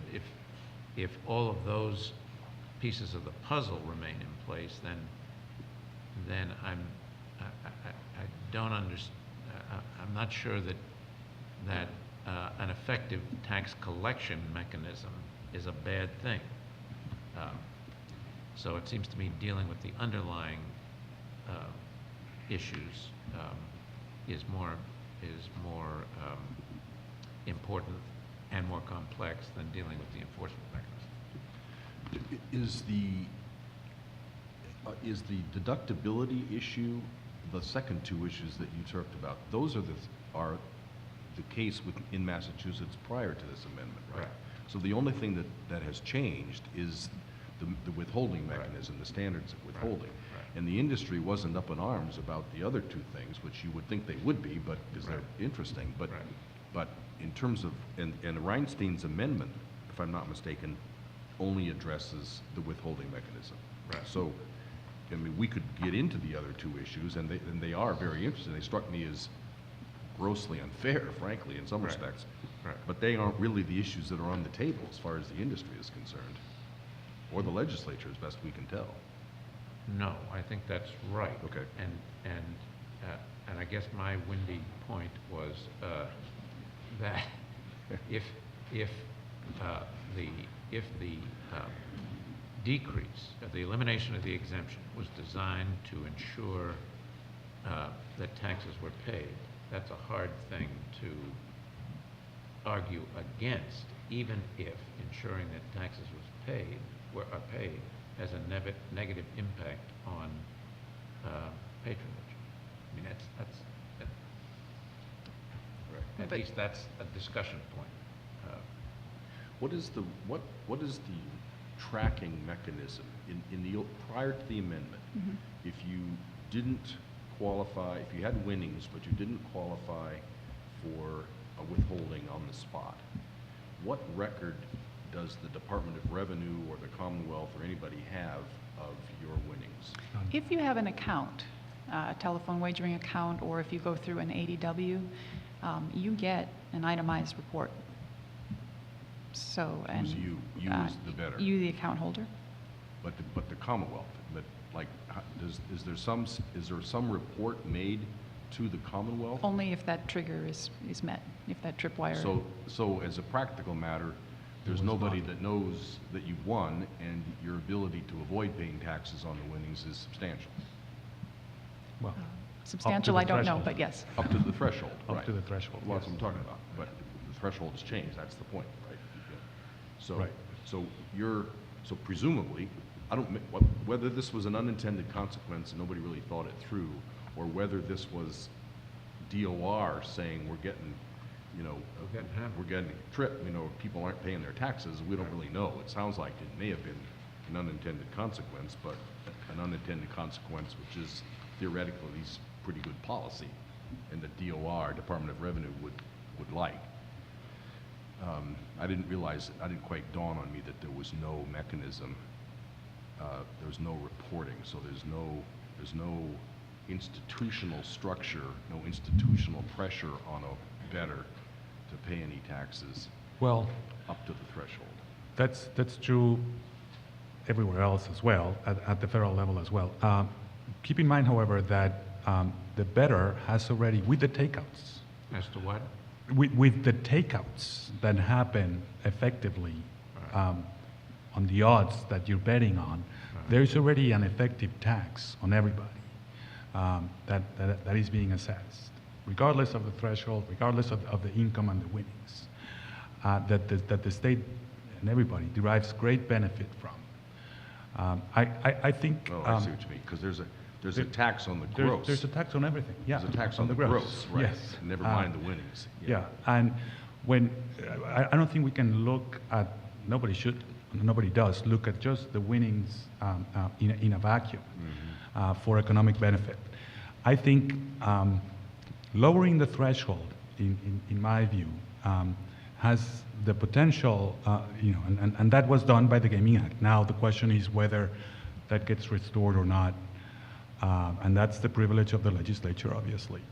But it has the impact, I view, of making Massachusetts racing and then effectively gaming later on uncompetitive. Because of the simulcasting, because of bettors that come from out of state, if they know that their winnings were such, but they walk up to the window and get less, because that's been withheld from them. In my opinion, that would have a chilling effect on their ability to come back, or their intention to come back. To me, there's this large goal of the legislation, which was recoup gamers and increase and create these destination entities here, with destination resorts.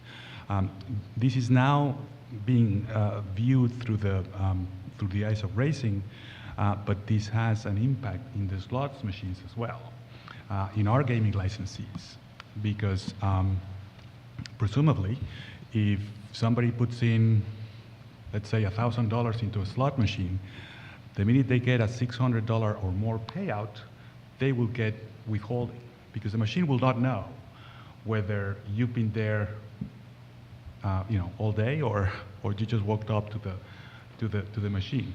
And, you're getting withheld on $600 but you're really out, you're really in the negative.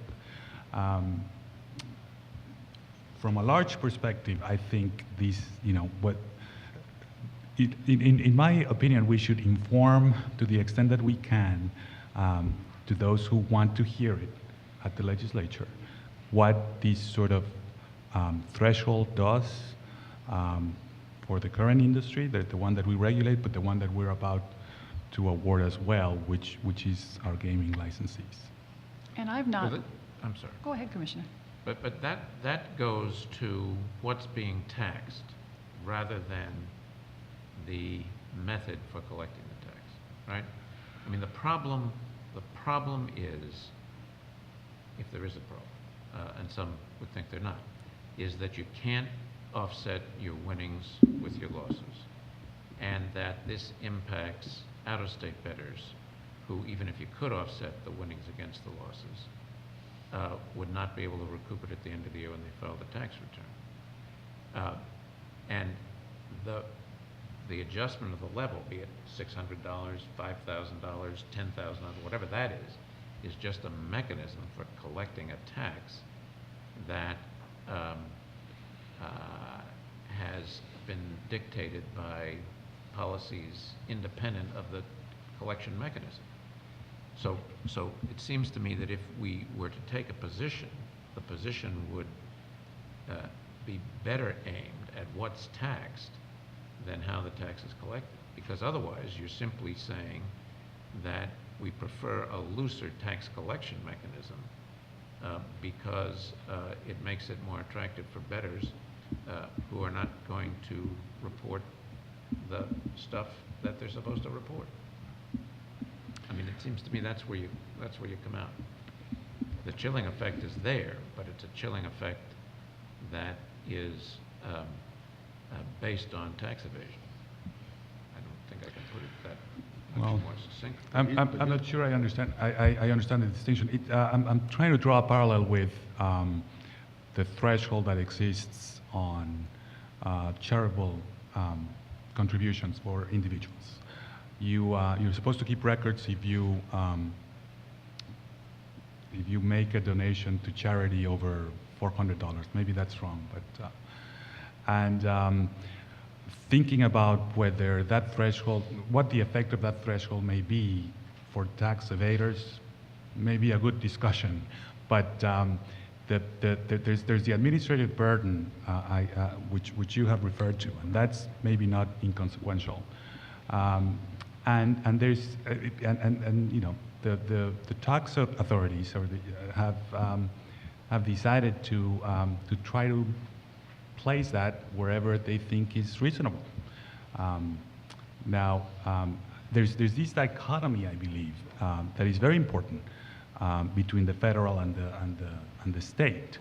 And when I don't know, this could be one area of research, but other states, by mirroring the federal approach, in my view, may be more competitive to Massachusetts if we have a lower threshold, and all of a sudden you have to have two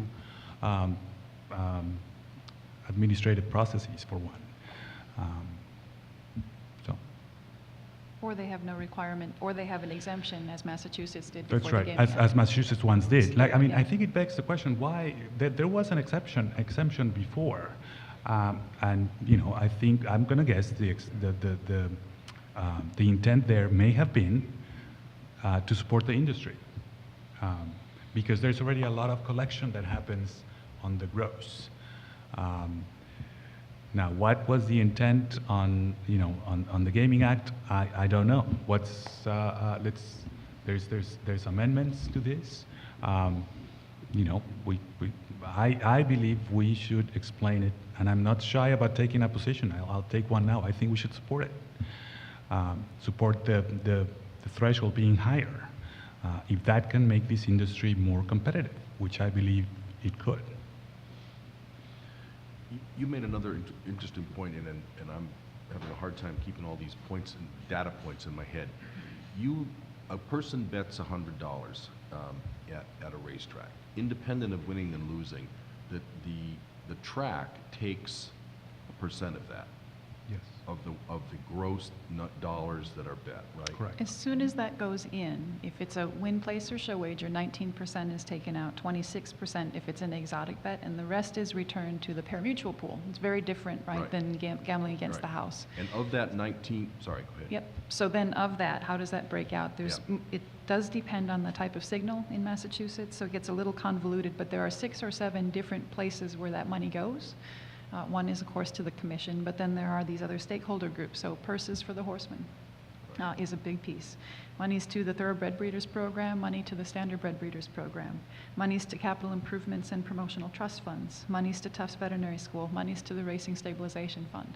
So that piece that comes out gets distributed, Right. the pieces of Okay. that pie. So in Massachusetts, if you do pay your taxes on your winnings, you're actually paying 2 taxes. Correct. You're paying your income tax on your winnings, and you're paying a racing tax, or call it what you will.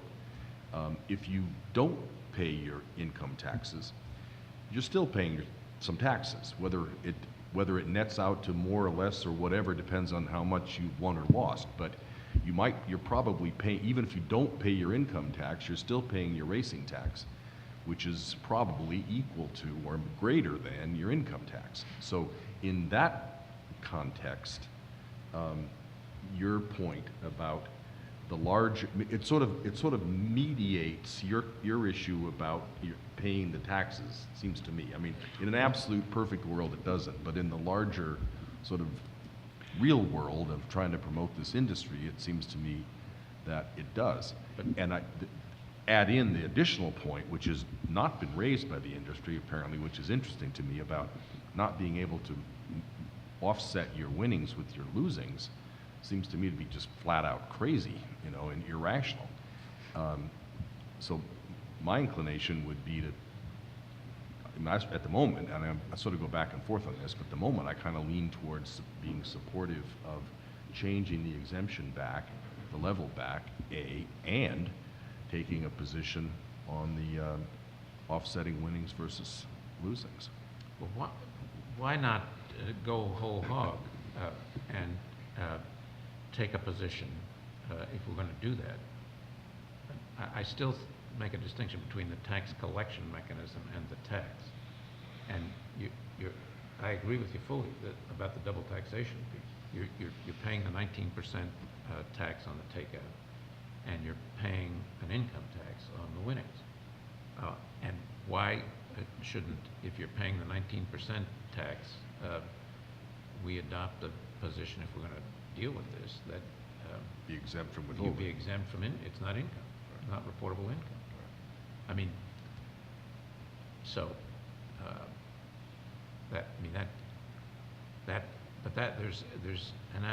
there's other places where that occurs. All corporate dividends are net of corporate taxes, right? And they're still reportable, albeit and taxed, albeit at a different rate, perhaps. But it seems to me that's where the problem is, and that's a problem that does have an impact on the industry. And the other problem has an impact on the industry. I'm just repeating myself now. Yeah. But it seems to not? me We an all do that. impact. Why shouldn't you? I know, but it's not good. But it's an impact based on a non-payment of a tax that you should be paying. Right. Well, my guess, and I'm no expert in this, obviously, that politics is the art of the possible. I look at this amendment, and it might be easier. I don't know what the future of that is, and I'm curious about it. But it might be just easier to go back to what was there before, the exemption, as opposed to trying to address the fairness or the in whole of a withholding mechanism. That's just my guess. Now, I think taking positions is important, and I agree with a whole hog one that could support the industry that is nascent, by its very nature. I'm not just thinking of racing. This is an immediate issue in racing. But there's one that shows up very quickly, in my view, with the slot machines. How does that, how do others, are we different from other commissions in Yes. slot machines too? Yes. If other states that have, that mirror, let's say, the federal withholding threshold, if you're in Las Vegas and you win $5,000, then somebody shows up and has to issue a ticket because you get withholding taxes on that. Anything below that, you can continue playing. One would assume that with the current rules, that the way they seem to be playing themselves out, is that if that happens here in Massachusetts, the threshold would be 600. So, and you would get And your that's, is the 5,000, is that the federal standard? the federal standard, right? And in most state jurisdictions, consultants, everybody else is at that 5,000? So we're at 600, which would be almost unique. Isn't there a federal exemption for bingo, keno, and slot machines? I thought there was a federal exemption. Lottery, I think. Lottery, right. But the payout threshold would be similar to the federal. And what I believe that does to the gamers that we're trying to recoup and the gamers that we're trying to attract is a real chilling effect on the ability to continue playing or continue returning to play. So the withholding, there is a federal withholding exception for bingo, keno, and slot machines. That's 26 USC 3402Q5. And slot does it- machines? What does it say? It's a federal withholding exception for bingo, keno, and slot machines. Withholding exception, which says, except from what? So what's the net From that effect? withholding, so in other words, the casino in that situation does not have to withhold. Regardless of the threshold, or there's a There's an threshold? exception for bingo, keno, and slot machines. Regardless of the amount? Guy may have an Guide, comment. I think what happens is instead of withholding the amount, casino issues a W-2G, which Right. can maintains a record of the actual winnings, so that the government will have, IRS will have a record of that, and then you have to pay the taxes, you can pay your record. Above 5,000, they issue the W-2G. Okay, so as a practical matter, I mean, Yep. it's the same thing, right? It's not withheld, okay. Okay. And the chilling effect, we see on the headlines from both the trades and the local paper. The Lowell Sun had Massachusetts bettors getting pockets picked was the headline. The Daily Racing Form, horse players irate over new Massachusetts gambling tax. So, I mean, that speaks to the chilling effect, as you say. And that's my concern, is the decrease in the pari-mutuel handle, because racing right now in the Commonwealth is very fragile. You talk about the nascent industry, but the horse racing is very fragile right now, and so it can't really take a whole lot of hits, and so that's why I bring this to you today. Well, I mean, I don't think this is going to be the death knell or not of Right. racing. What Right. everybody tells us is that whether they get licenses or not is going to be the death knell or not of racing. But I do, why is it it sounds like emotionally you kind of feel like the right thing to do would be to support the Reinstein Amendment, but you didn't formally say that. Why is that? On a purely personal level, I think restoring the exemption Yeah, is the way to go. Making the state mirror the federal is better than the existing, and just purely personally. I don't know the effect on the revenue. I'm assuming it was a revenue increasing statute. Originally, the legislation was intended on the revenue and perhaps some other considerations. So I don't know how much anticipated revenue was supposed to result from this, but just at the visceral level, which I think is the question that you're asking me, the visceral level is that we're at one level here, we were here, and so perhaps this is somewhere meeting in the middle, but the whole hog approach would be to restore the exemption altogether. and I've now forgotten, the amendment is, The amendment is not restorative as it relates to Oh, it's to- pari-mutuel. it's to the- It's to mirror the federal. Federal, Yeah, okay. reporting and withholding requirements. I'm of two minds on this. I mean, it's really interesting conundrum, and probably even more interesting than we have scratched the surface of which we've scratched. But given how complicated this is, a short-term negative hit, ill thought through, it seems to me is sort of prima facie a bad idea right now. You know, while if it were carefully thought through and was a well thought out public policy decision, then that's what the legislature gets paid to do, make those decisions. But I think everybody would agree that this is not very well considered, and does have a variety of different consequences at a time of great sensitivity of this industry. So, but on the other hand, clearly it's much more complicated than just a matter of going back to the old standard or doing, it's a pretty, I mean, I kind of like Commissioner McHugh's idea of let's just go whole hog. We don't think we really know enough to go whole hog, and I don't know whether we know enough yet to take a position relative to its impact on gaming. So I kind of lean towards taking a position right now, either of restoring the original status or supporting this amendment. You know, I could go, or both, you know, maybe say to the legislature, one is preferable, but if you can only do this, do this. But then put ourselves, give ourselves the task of really thinking this through properly and trying to come up with a coherent, complete approach to what is the right way, what is the right level of taxation, and what is the right means of collecting that tax. First, for the racing industry, because that's our job, is to figure that out and make a recommendation to the decision makers. And then second, on the gaming side, and task our staff to come back with us as soon as possible, first on racing and then on gaming, and give us let us have an opportunity to work out a really intellectually coherent response to both.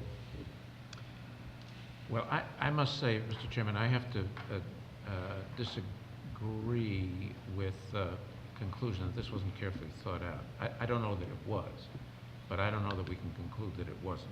This was not included. This is in Section 28 of the bill. It was not included in the gaming legislation. It was a separate section of the chapter, whatever it was, 193 of the Acts of 211. It's Section 28. Section 28 is part of 4 or 5 consecutive sections that all deal with taxation in different areas.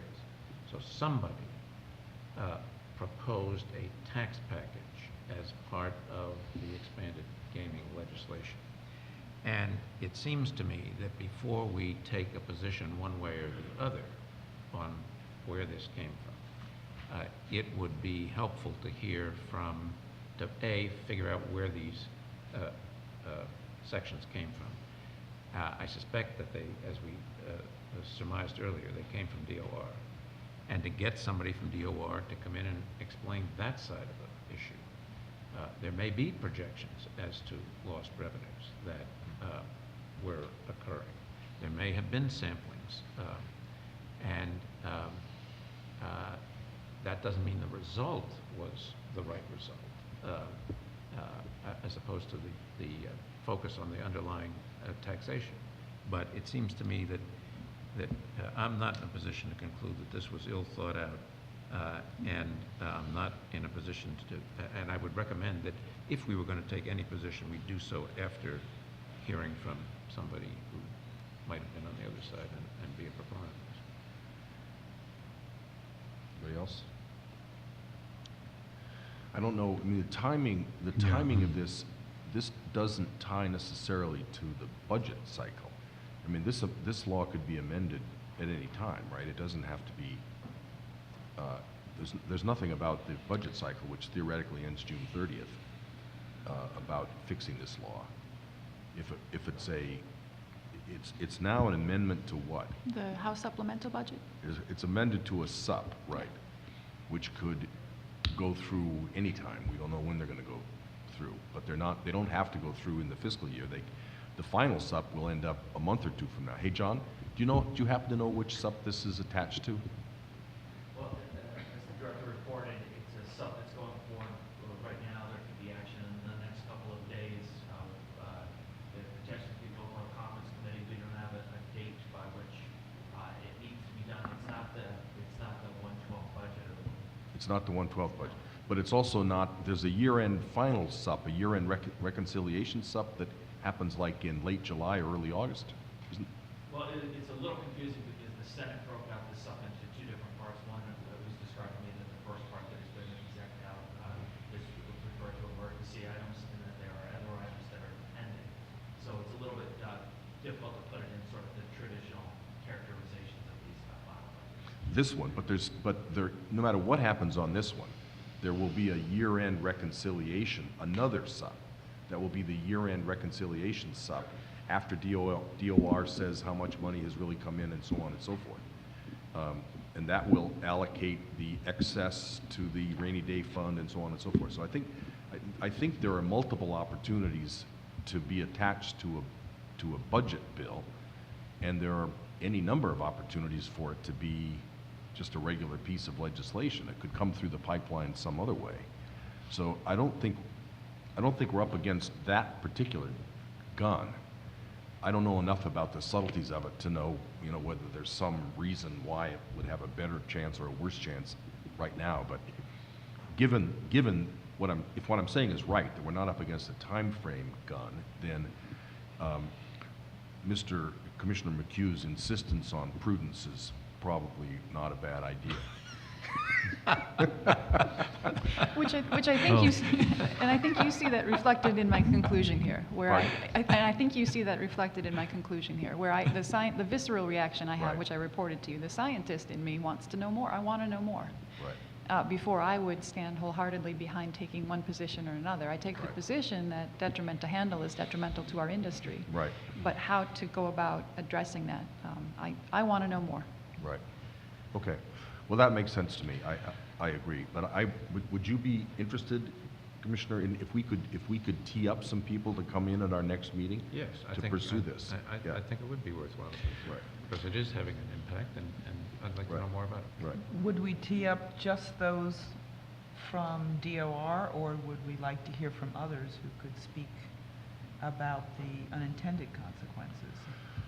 Well, I don't think we need anybody to talk about things that we already know. I mean, so I don't think we necessarily need the horsemen to come in and tell us why they don't like it, because that's why we don't like it either. We're already sold on that. But anybody that's got new opinions, pro or con, I would think it would be useful. I don't think we need to get, re-lobbied on things we already know about, but things we don't know about would be helpful.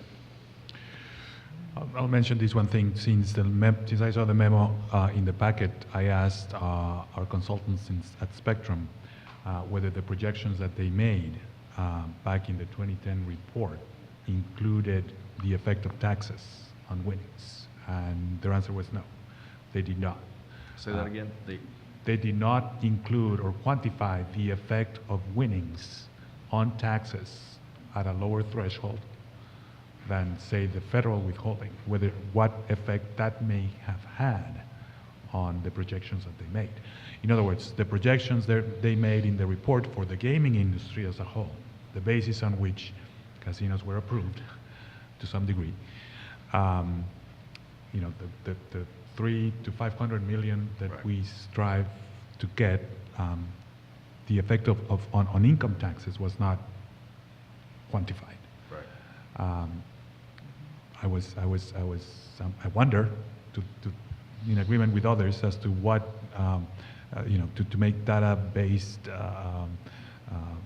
assumptions and decisions for support, what effect that may have.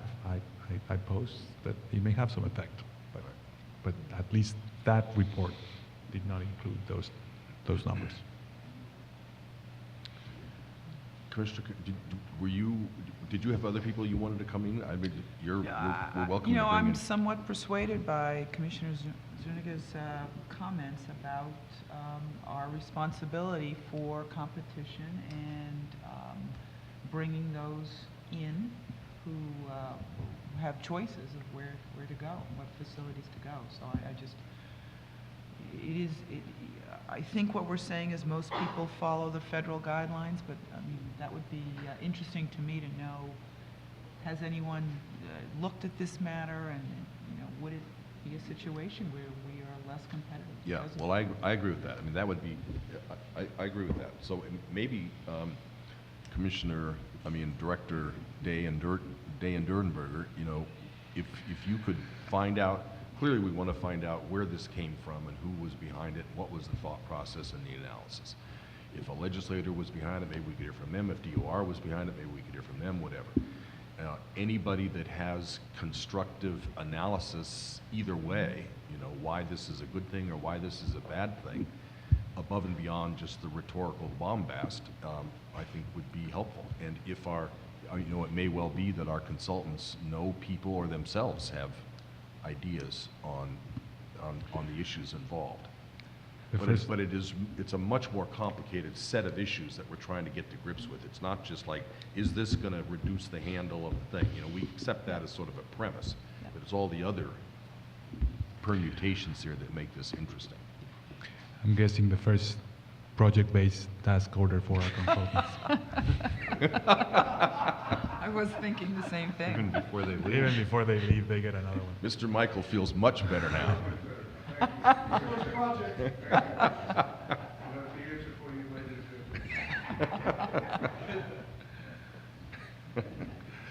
All right, well, this is incredibly interesting. I mean, this is one of these fascinating public policy challenges that comes up where nothing is ever as it seems, and there are permutations and consequences and relationships and nuances that are really, really interesting. And I think this will be fun, but and important to track through. And I think presumably our constituents are watching, but you can please tell them on our behalf that we understand this is a real issue and has gotten us into a bunch of stuff that is real issues, and we're going to try to figure our way through it. So if we can do that in 2 weeks, that would be great. I know we've got some other things on our agenda for 2 weeks, but there is some sensitivity as to timing here. In fact, that may be another thing we can find out, John and Jennifer, you know, is there a time sensitivity to being able to amend this statute relative? Does it have to be associated with a SUP, or is there another mechanism for getting it through? And we could find that out too. Well, the one thing I wanted to mention is that these rules just came into effect, didn't they? They're not in effect yet? Yes, they just, No, they're in effect. They're in effect. they're in effect. And they have been in effect for About a a while, month. or? A month? About a month. Yeah. So, in terms of immediacy, they will continue to have an True. effect the more than time passes. It's become a bit of an issue because now it's at the forefront of our licensees. How do we do this? What's the administrative process? Et cetera, et cetera. But it'll continue to be.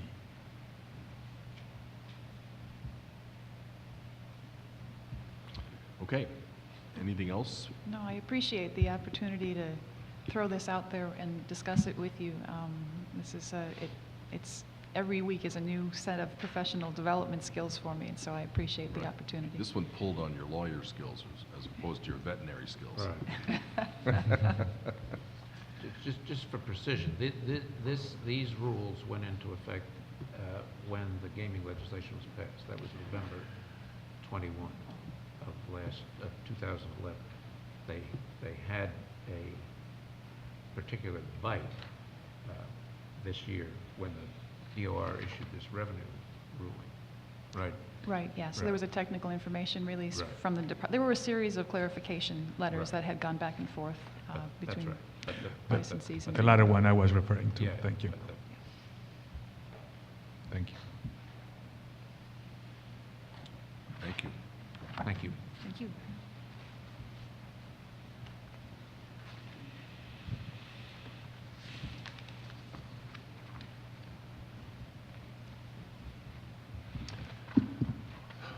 Okay, let's see, who's up?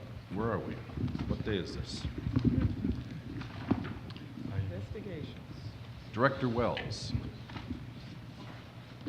Investigations and Enforcement Division, and Ombudsman or Commissioner Ziemba.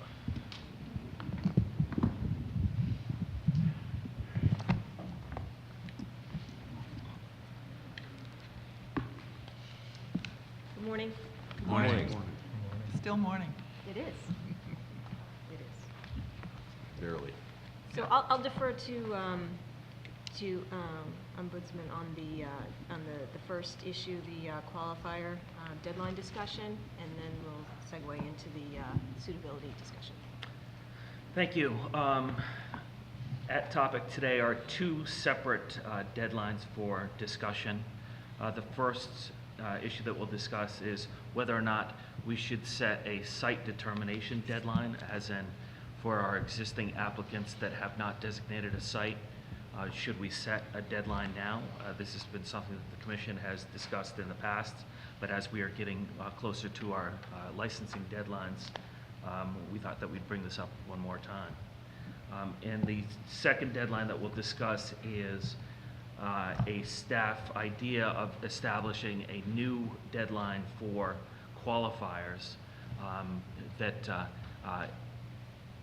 if tripped would require the leave of the Commission to add new qualifiers. I'll get into more detail in a second, but in order to give a little bit of a context to both of these deadlines, Director Wells and I discussed the current status with the existing Category 2 applicants that do not have a publicly known site designation, and we thought we'd give you the results of those conversations, at least what is publicly reportable.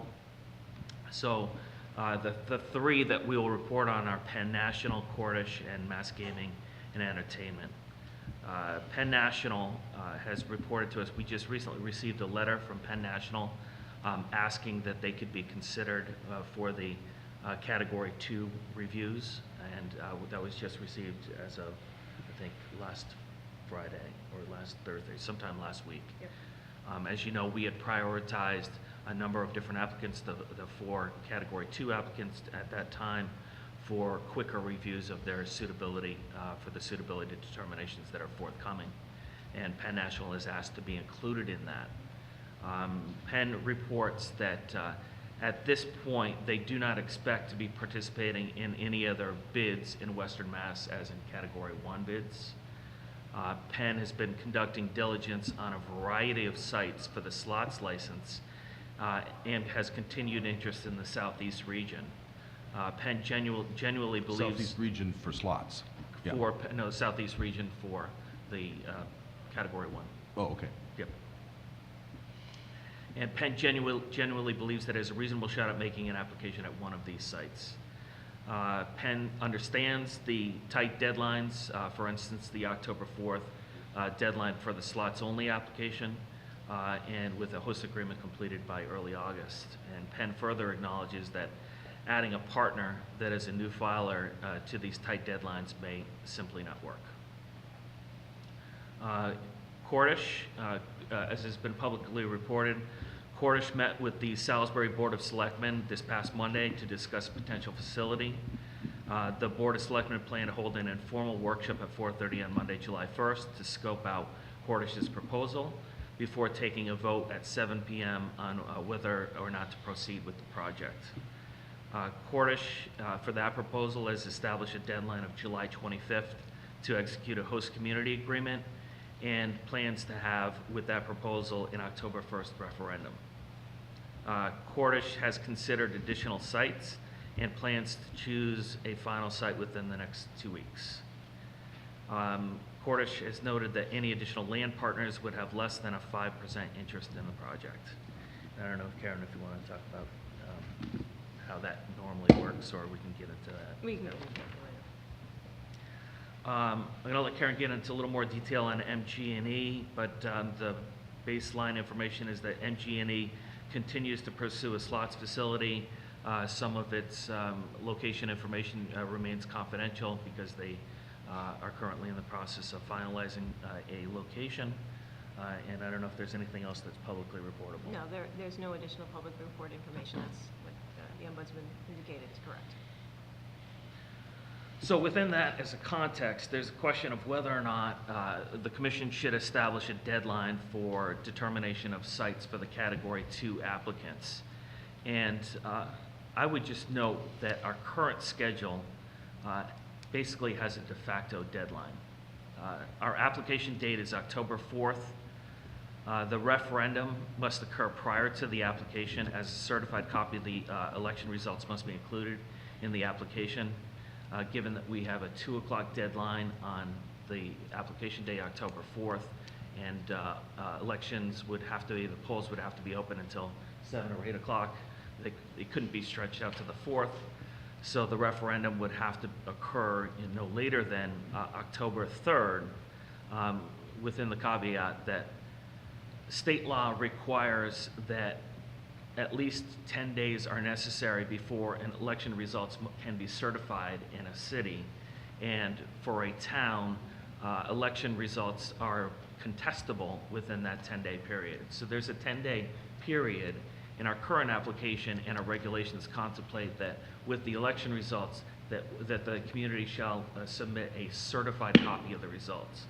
So even though theoretically a community could have an October 3rd referendum, by our regulations they are not allowed to have that referendum because the communities have to submit a certified copy.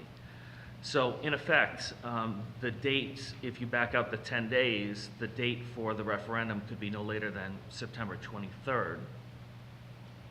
In order to have a September 23rd referendum date, the host community agreement would need to be completed and the referendum scheduled no later than basically July 26th. It's July 1st on Monday, so we're getting pretty darn close in any event to all of these deadlines. In addition, communities need time to process the schedule and the votes to schedule the referendum.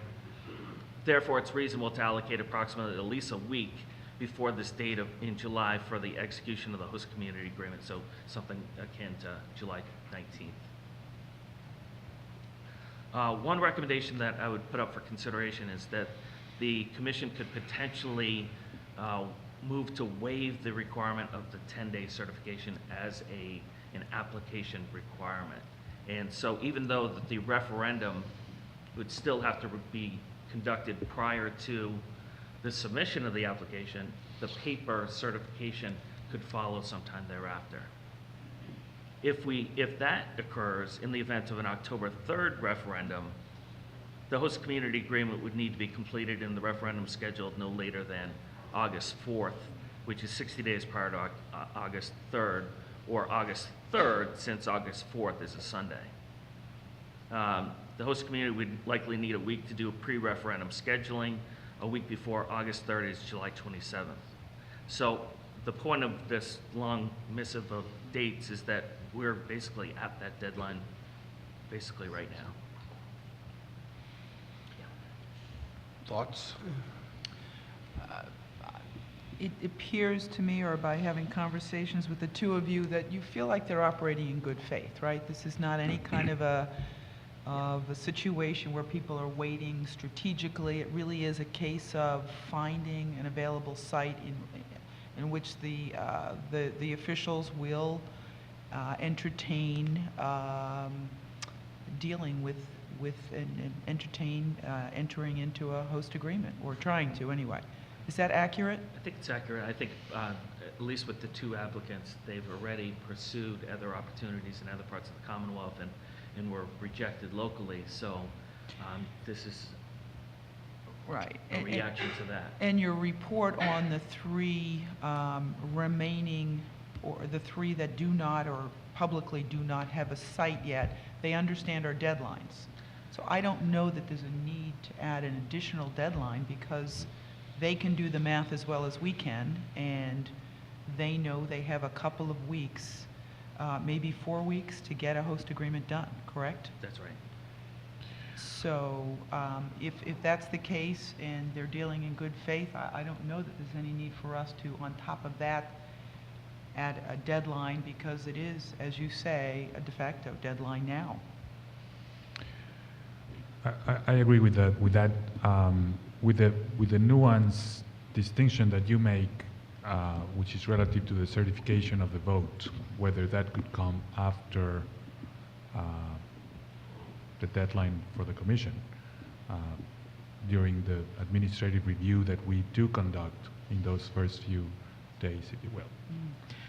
Have we spoken to the legal staff about the ability to waive the certification? Is that problematic in any way? Yes, we've discussed, and I think what we recommend is the best course is that the commission, instead of a broad-based policy, that it would change the date for the certification, that it would be upon an application. Case-by-case basis? Case-by-case basis, which would be a waiver request to the commission.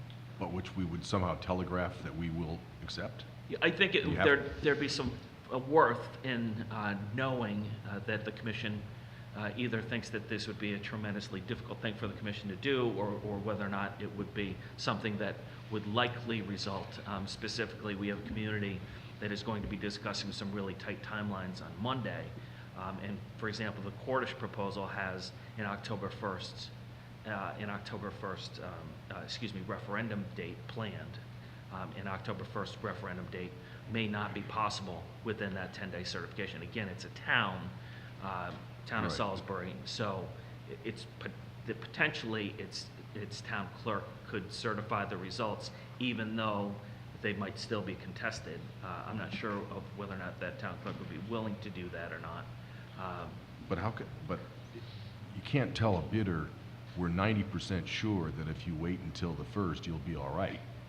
Because there's a 10% chance that they couldn't do it, so that wouldn't help them. Why not? We have to either, It's certainly an option.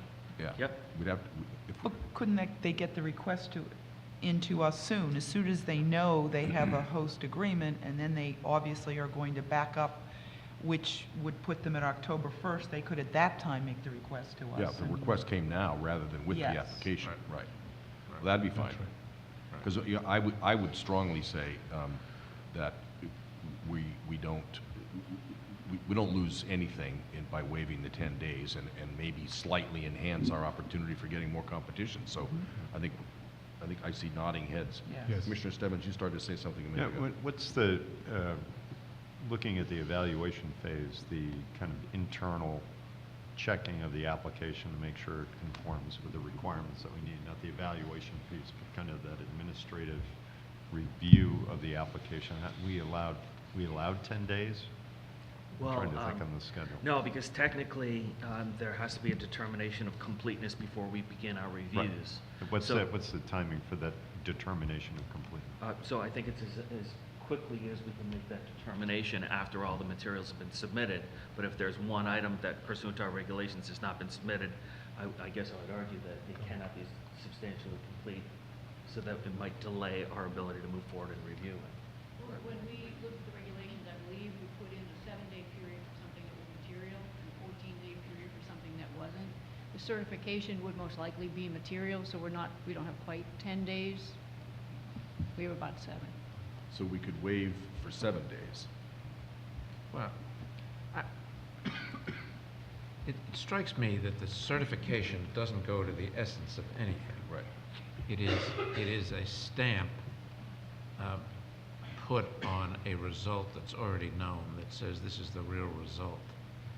So I hear the notion that it would perhaps be material. I could make an argument that it is not material as well. And I think that... It's only not material unless it's material. No. When there's fraud in the election. That's right. Yeah. And the certification will, the likelihood. Right, I agree. And so it seems to me that if we get the request for a waiver in early, we can deal with that request and put whatever conditions on it we want. But at least look at it in context. But it seems to me going into that, the presumption ought to be at least that this is not a material part of the application, because it's simply a stamp. And just to echo the other point, I would also agree. The idea of setting another timetable, when, as Commissioner Cameron pointed out, you start to back out dates, we are setting a de facto timetable. And for us to debate 2 or 3 days or a week on either side of it, I just don't think makes any sense. Yeah, I agree with that. When we were concerned about timetables when it was stalling the whole process, when we hadn't yet set deadlines for the application.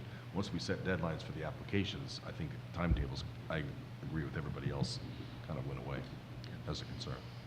And again, part of our review will be how complete their application is, how good a job that they've done. And so to the extent that applicants cannot do as good a job at surrounding communities or with their host communities, that will be part of the review. But that is a position that the applicants have put themselves in or been a result of circumstance that they are in that place now. Right, it's a good point. I think we should, let me state this and make sure that I'm saying that the way people are consistent with, people are in agreement with. We don't want to give the impression that we're going to be slipshod in our administrative review for completeness. You know, what we're saying here is, as best we can see it now, the issue of certification is really de minimis. And we don't want the issue of certification to get in the way of an otherwise sound bid. That does not mean that people ought to say, well, they're not going to be too strict here, so, you know, if we could have come in with a half whatever proposal, that we won't pay attention, because we will. I mean, we're simply alone making the decision that certification is not a reason for cratering an otherwise legitimate proposal. And we have had communication with the applicants that have not designated a site. You know, from the investigative perspective, if they, you know, want to do this, they really have to engage in some kind of agreement where they're not adding any qualifiers, because then I would not be able to complete the investigation. And they could, you know, get a piece of property, buy it outright. There's certainly ways to do that, and so they've been notified. But how, that was a separate issue now in my mind, because we have taken the position, I think, that the changing of qualifiers is fairly predictable. We will not be, you know, we will, generally speaking, be receptive as long as that we're notified immediately that there are new players at the table. We will process that. Right. I think that there's a difference between, you know, consultants here that may be able to comment on this as well, is that it's a different, you know, if you have a board of directors on, you know, a casino company, you know, one resigns and you bring another one in to serve on the board of directors. That's a different story than if you have two partners that are coming in to, you know, like a 50-50 or setup for a slots license. So I think we just look at that in particular. But the applicants that we've been talking to understand that, and they've indicated they have no expectation that they would bring anyone as a partner and additional qualifiers. So I feel very confident they're being forthright with that. So I But don't see it as an issue. that could change. I mean, what happens if somebody does? What if somebody brings in, what would be the hypothetical? You don't have an agreement on your land yet.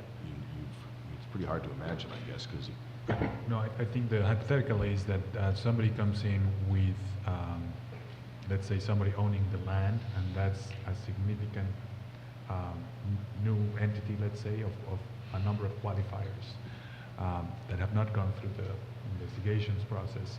And what the director is alluding to is there would have to be some time considered for that investigative process. And we could deal with, oh, sorry, go please. I think it also speaks to the snapshot of suitability. For example, right now, a hypothetical, everything we've looked at, we make a determination that that entity is suitable.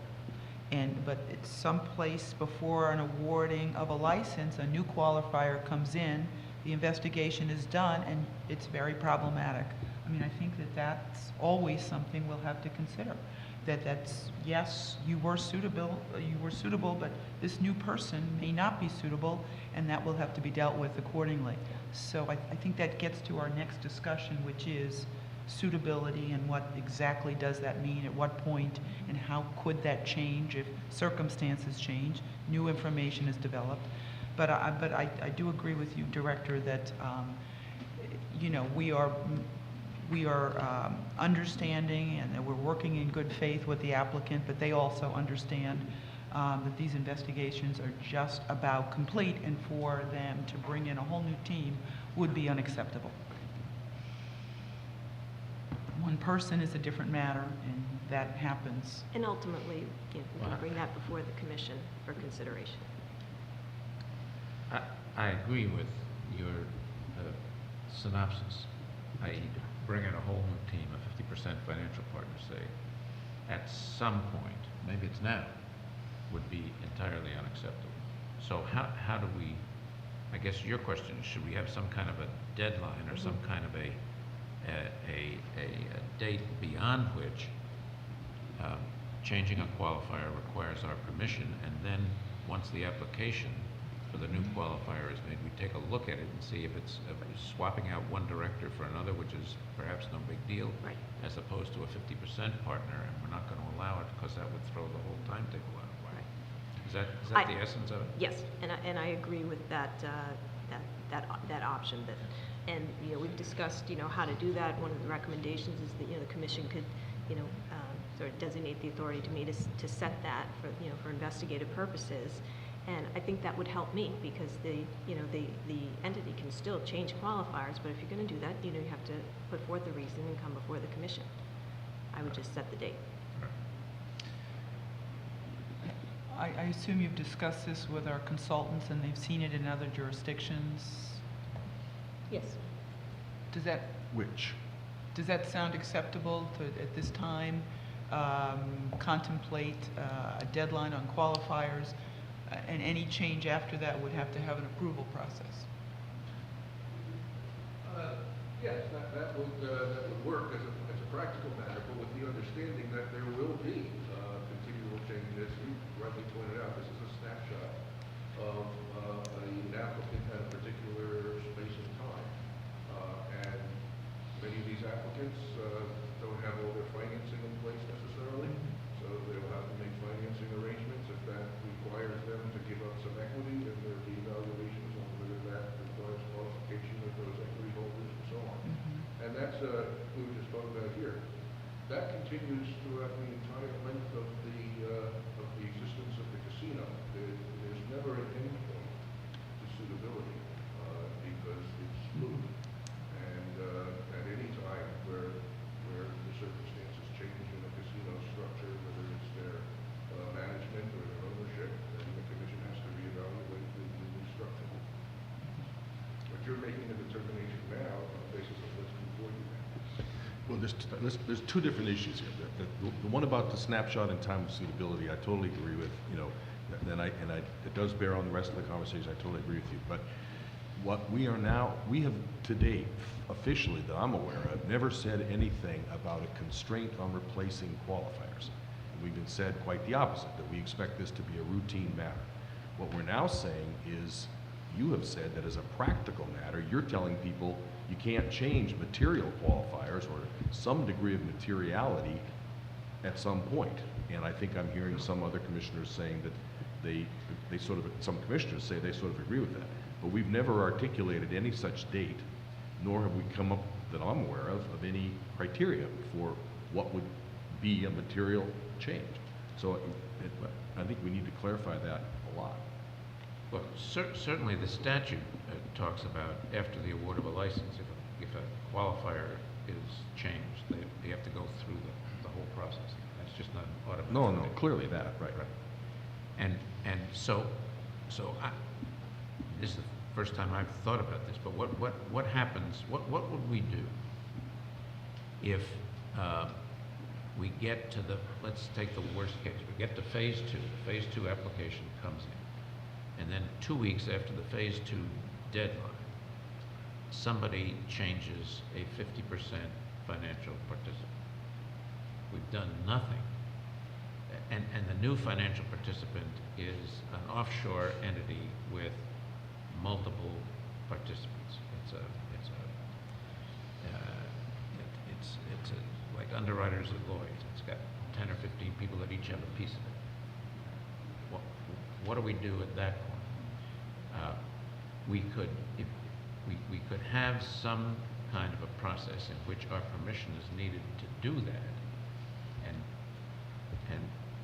or we could just allow that as of right and have that throw our whole deadline scheme into a cocktail, basically, because that's what it would do. So far, what we've been doing is taking things on a case-by-case basis, which I think makes a lot of sense. So if we did have some kind of an approval, you know, we're late in the game now, an approval process. We're not saying you can't change someone out. It happens in business all the time. But do they have to come before us and lay out the scheme? And we, at that time, if it really is impossible to do in a timely manner, we have the option of saying no. But I think, you know, that makes sense, as we've done with everything else. It's on a case-by-case basis. Well, it hasn't really been it hasn't been on the case-by-case basis that the commission had to approve. Right now, anytime a qualifier changes, they just change. So But decisions we've made a decision to we haven't given any wholesale. It is, we have done many things on a case-by-case basis, you know, and that was going back to qualifier. That was a meeting with the entity and back and forth and case-by-case basis of who has to qualify. For example, the 5% is not Yeah. hard and fast. No, I That agree if with someone has more control, it is a case-by-case basis. So I agree with the idea of putting something in place that gives us, you know, you'd have to come in and ask permission, and we will evaluate on a case-by-case basis. Basic, so, go ahead. You know, I'm just going to agree with that. You know, it would be too hard to try to forecast what sort of circumstances we may be up against. You know, companies get bought from time to time, sometimes without the knowledge of management. And so, you know, it would be unfair to try to say, well, not that tripped certain threshold or what have you. So let's just look at the circumstances when they get here. Commissioner Stebbins, you've got a question on your face. Yeah, I tend to agree with that. Kind of a case-by-case presentation before the commission, but I'm reflecting back on Commissioner McHugh's point of we're in that application period where we have some pretty hard, fast deadlines in which we wish to award a license. Could we discuss the general premise or a warning essentially of some recommendation to our applicants to say a serious deviation, even though you have a chance to come before the commission, a serious deviation in your qualifiers, et cetera, may jeopardize, might be too strong a word, but may jeopardize your ability to be a successful applicant. But I think those conversations have been happening. I think that this gets back to the good faith dealing with the applicant. They understand our time constraints. They understand that the investigation is basically complete. They are all saying that that won't be the case, that we have a straight land deal or whatever the case may be. So I think this is kind of in case, just, you know, to try to keep us on track time-wise. Right. But it sounds like that they understand, and they are working with us, and this probably will not be a scenario that occurs. And I don't see it necessarily being a scenario in our Category 2 review. Maybe I'm forecasting a little bit and looking further down the line of the Category 1s. There may be another way of looking at this in terms of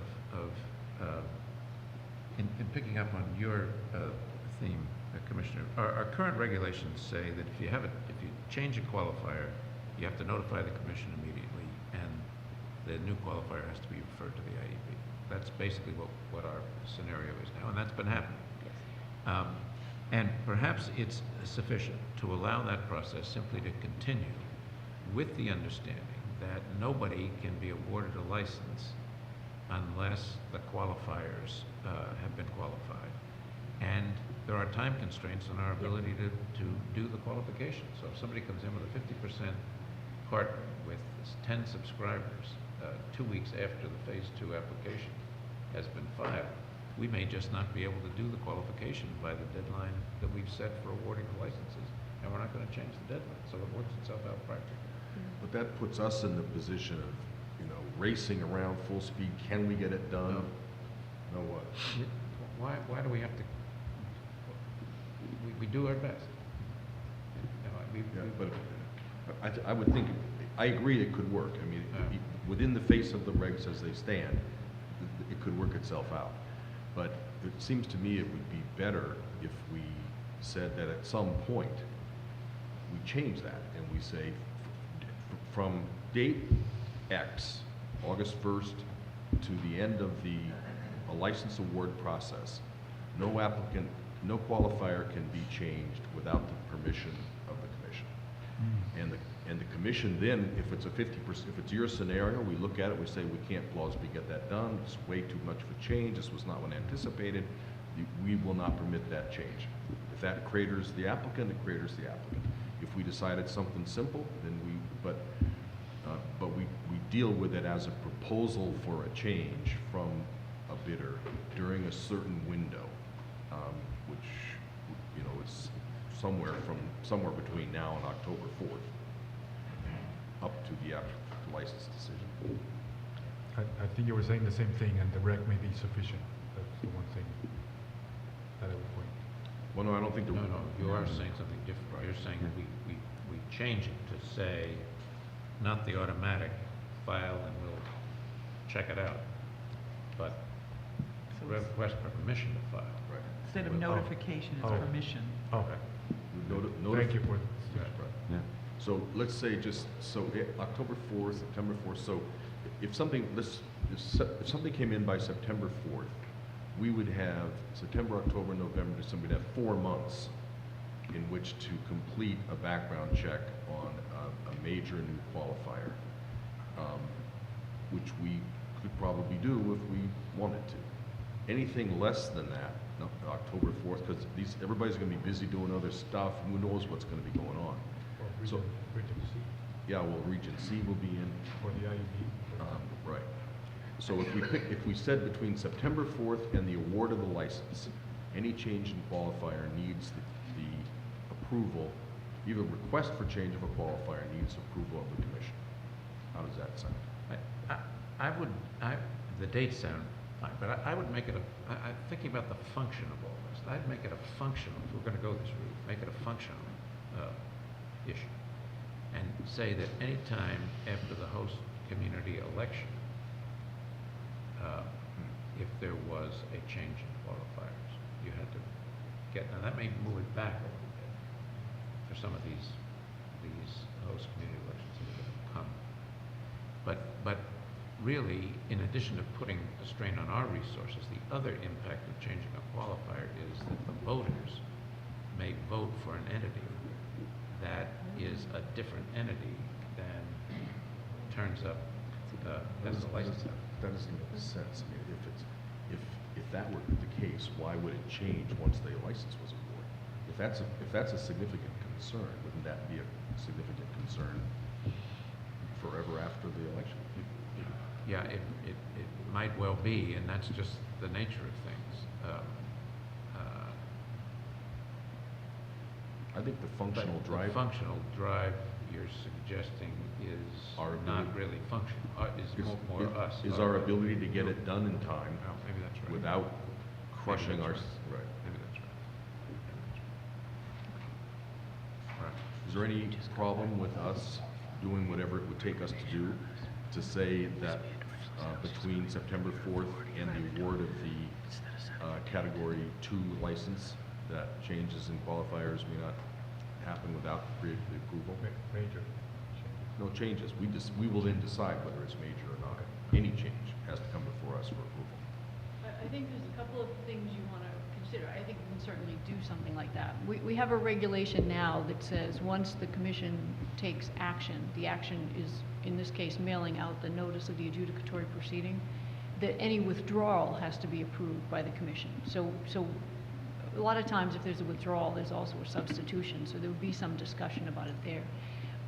Also, our Phase 2 application asks the question as to whether there are any new qualifiers that are part of the Phase 2 application. So we contemplate that perhaps there will be, and there will be some more suitability discussion there. So I think what we might want to address is that period in the middle between the time that we are ready to do our suitability report and the time that we get the Phase 2 application.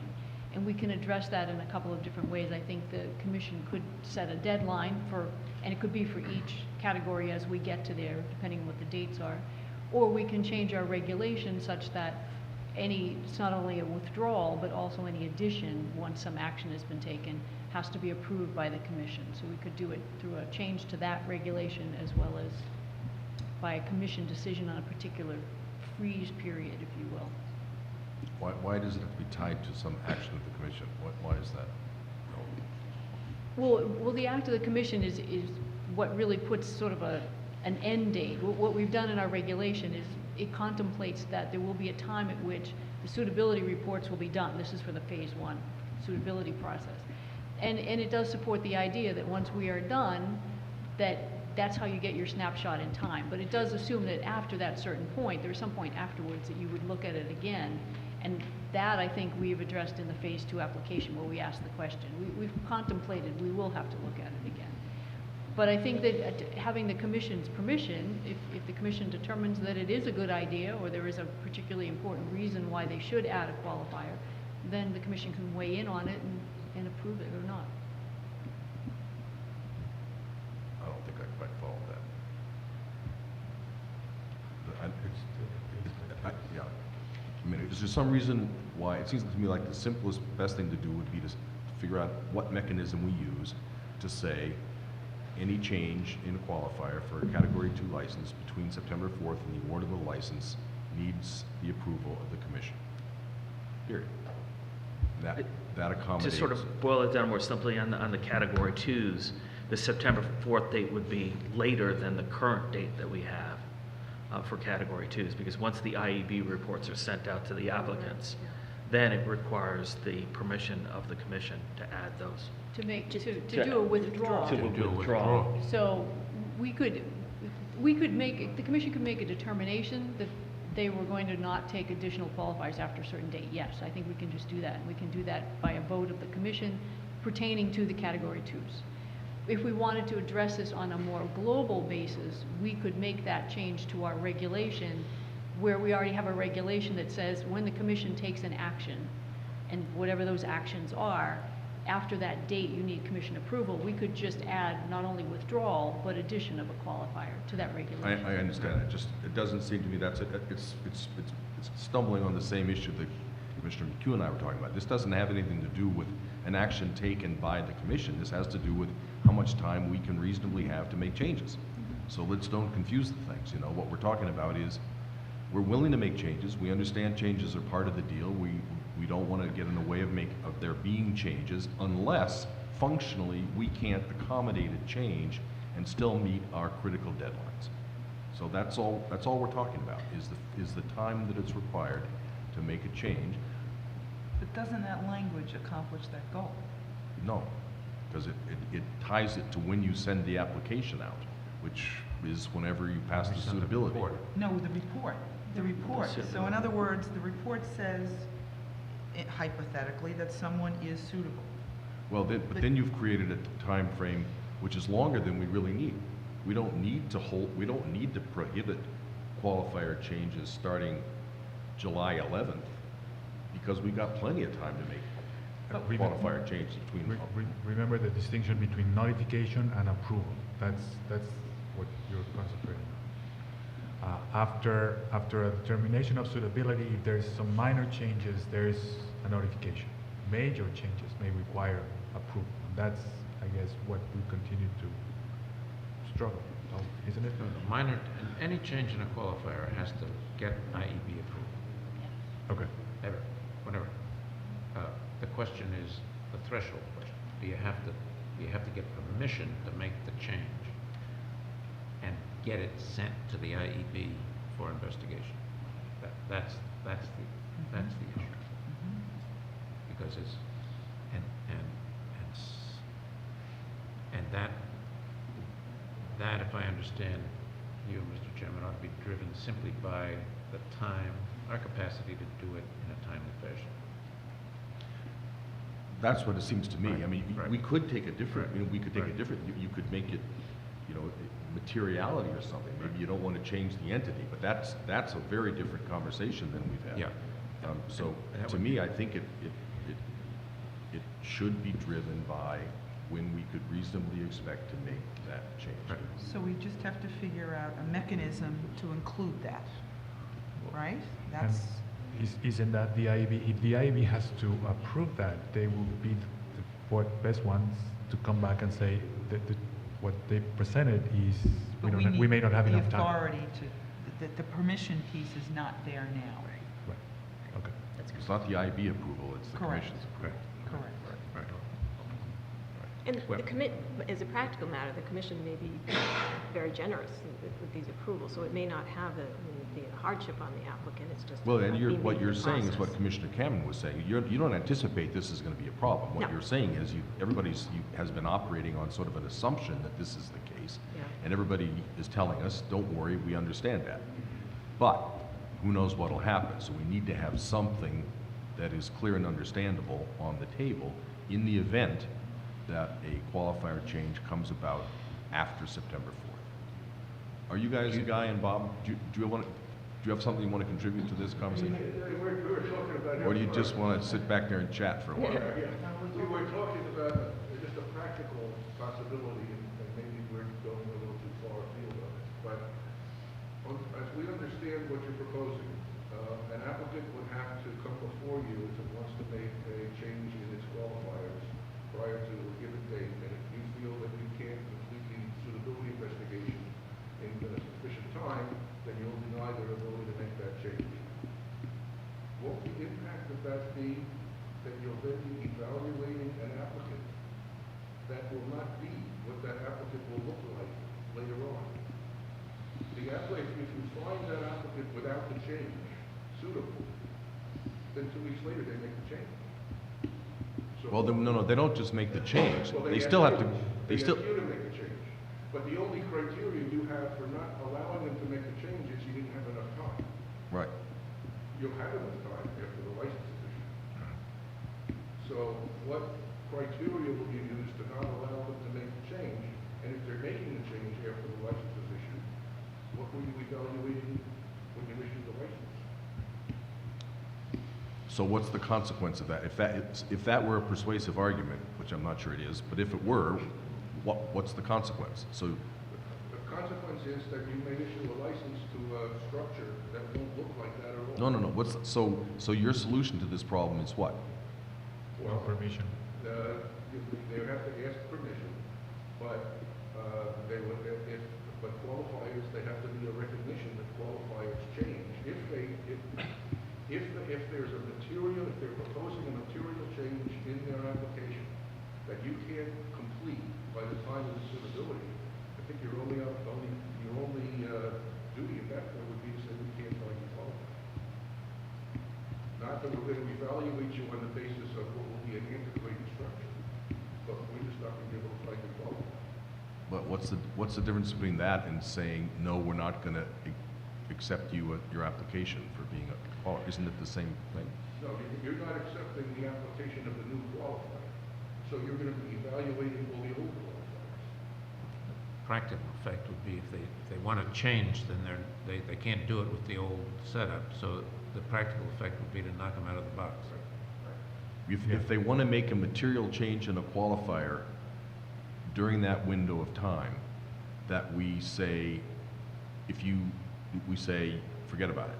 You're out as an applicant. Yeah, you don't get a You word. can't complete that investigation in time. Or you could say that they could never make that change, even going forward. But that doesn't make any sense. No, it doesn't make I mean, we're dealing, you're right. I think what you're saying is there's a certain arbitrariness that comes here because we finally come up against a deadline. After all this time, we finally come up against a deadline, which is not a deadline we really don't want to slip. And in order to do that, there are certain arbitrary things that have to happen, like qualifier background checks. If they didn't get done in time, that's life. You can't play. But to say that you're automatically out as an applicant because of that doesn't make any sense. Well, let's just simplistic hypothetical. You're evaluating an applicant that has qualifiers A, B, and C. They apply to you with 2 weeks ago to say they want to change A, B, and C to D, E, and F. Not the board directors, but Yeah. major people. Yeah. You say, no, we can't do that. So what are you going to do then? Evaluate A, B, and C? They're not going to be there. We're not evaluating A, B, and C. They've already been found suitable. But they're not What we're really- wait a second. Yeah. They've been found suitable. They are suitable. We're now evaluating the proposal that came before them. It's got nothing to do with suitability. We accept the proposal. Then they come along after the proposal, they get the license, and they want to give us D, E, and F. We look at D, E, and F. If D, E, and F are suitable, fine. If they aren't, they still got A, B, and C. But Guy's point, as I understand it, is if A, B, and C are no longer capable, let's say A, B, and C are the money, and they're no longer, don't have the assets to do it. Something's happened. There's a reversal. That's a whole different story. Well, they say, so we're gonna substitute D, E, and F, we got new money. And we say, no, you can't do that, we're gonna evaluate the proposal as it already existed with A, B, and C, and. It fails. It fails. It fails. But it would have succeeded with D, E, and F. We don't know whether it would have, because they're not sound suitable. We'll never know whether D, E, and F or not. Those Because- people are out of luck, because they had money in place, their deal fell apart, there's a deadline, those things happen. Okay, I mean, that's a permissible result. That works, but suppose they just want to add additional financing, and they get a new, one of the Wall Street institution, some kind of fund that they want to bring in, and it's only 2 weeks to go. So let's walk that sample through. We say there's 2 weeks, they say it's a change, doesn't make the deal viable or not, it's just a change. It's not the ABC versus DEF. It's just an additional source of funds or a partial change or whatever. We say we can't do that, we can't assess that qualifier. So forget about it, that's qualifier is out. We then go ahead and make a decision on the license, that award gets made, then they come in with their new qualifier, and we either qualify them or they don't. But we don't do either one of two things that would be, we don't throw them out completely because we can't qualify them, A, and B, we don't slip our license date to wait till we qualify them. Aren't we making this more complicated than it is with scenarios that aren't real? And if we just have the word permission, then we get to evaluate whatever the circumstance is when it occurs. One word change from notification to permission, and then whatever circumstance occurs, we can evaluate at that time. I know I'm confused listening to these hypothetical scenarios that, may never occur in this circumstance, but we do have the ability to evaluate anything. I don't want to beat a dead horse or anything, but I think we're going to later talk about this concept of relative suitability. Yes. And I think that plays into this.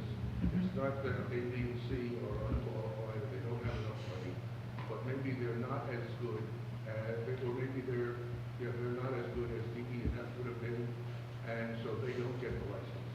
Whereas if D, E, and F had been there, they would have gotten the license. It doesn't matter, Guy. I mean, D, E, and F weren't there. Well, They only were, there's a deadline. You can't bring in D, E, and F after the deadline. That's life, that, they lose, you're right, they lose, and that's the end of it. So we're not just giving permission to them and saying, we'll evaluate you as you are, because they're suitable.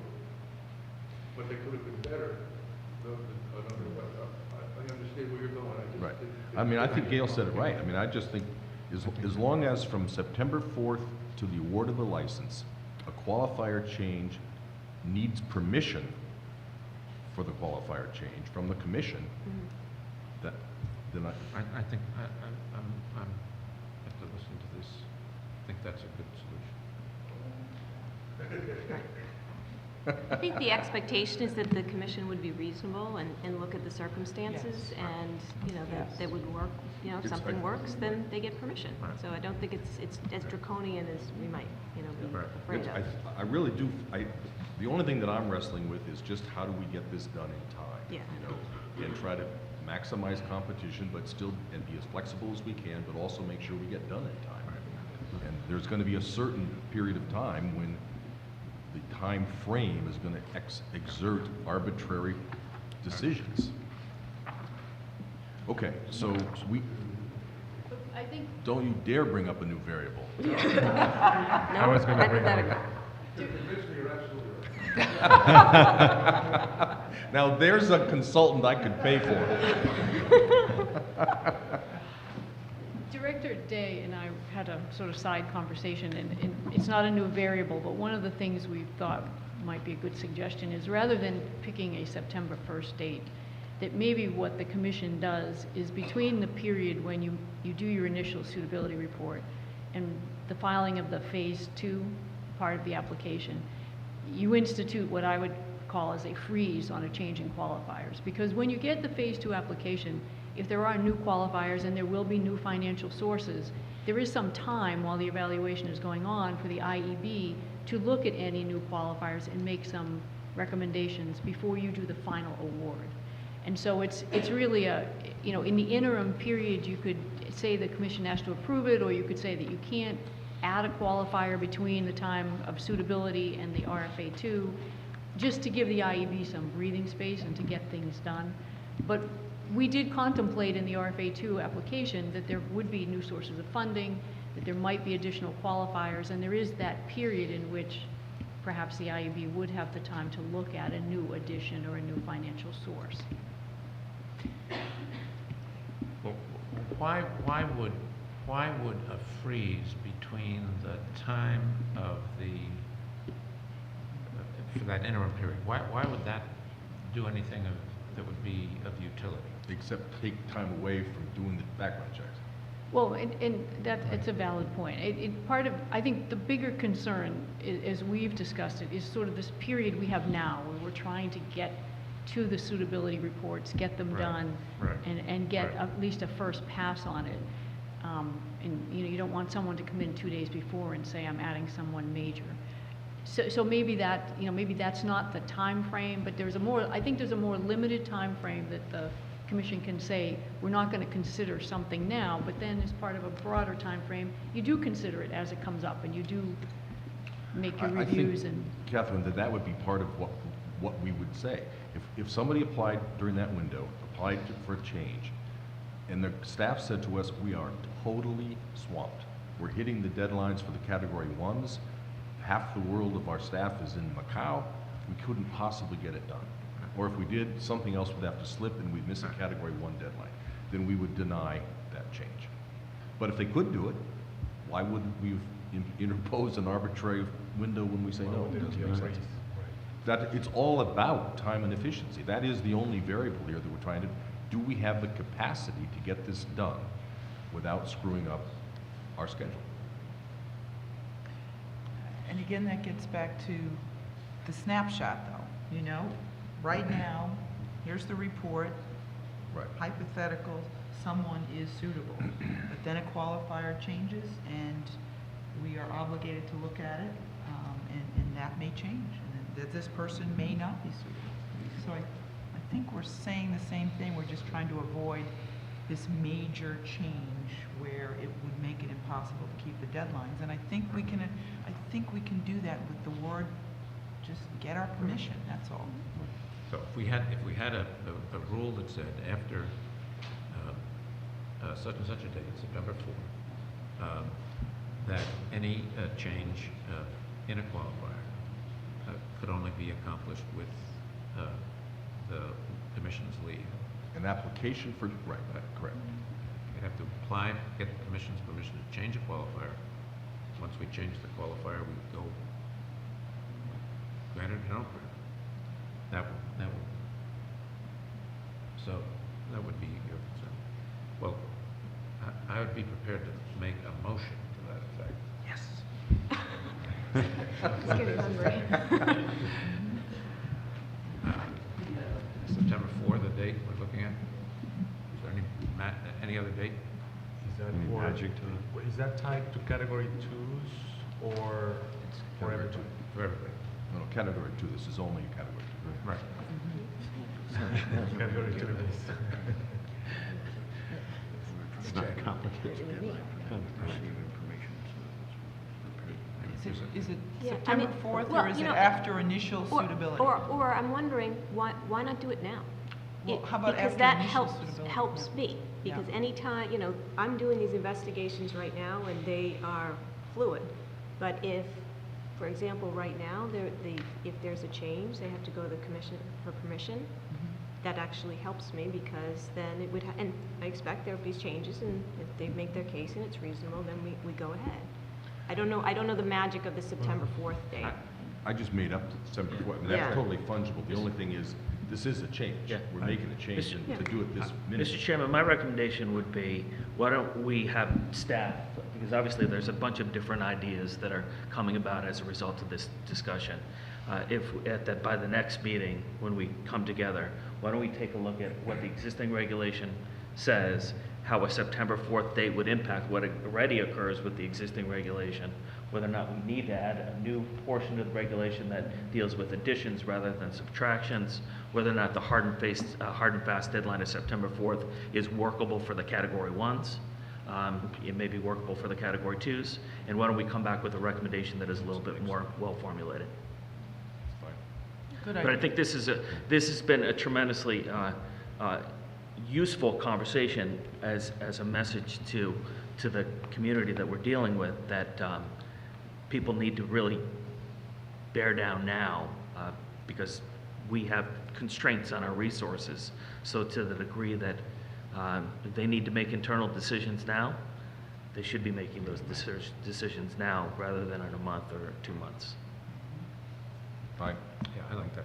I think that's a good idea. This meeting, the 11th, is looking like a big one. We have another topic, right, Chairman? Yeah, I would say. I may need a break before that. Yeah, so, okay, so We we conclude. do a lunch break? Well, it's now 1:45, and we have the suitability assessment discussions, which is gonna be substantial. So I'll do whatever, I mean, we could take just a 15-minute break, we could take a half hour, we could take a lunch break. I'll do whatever you guys want.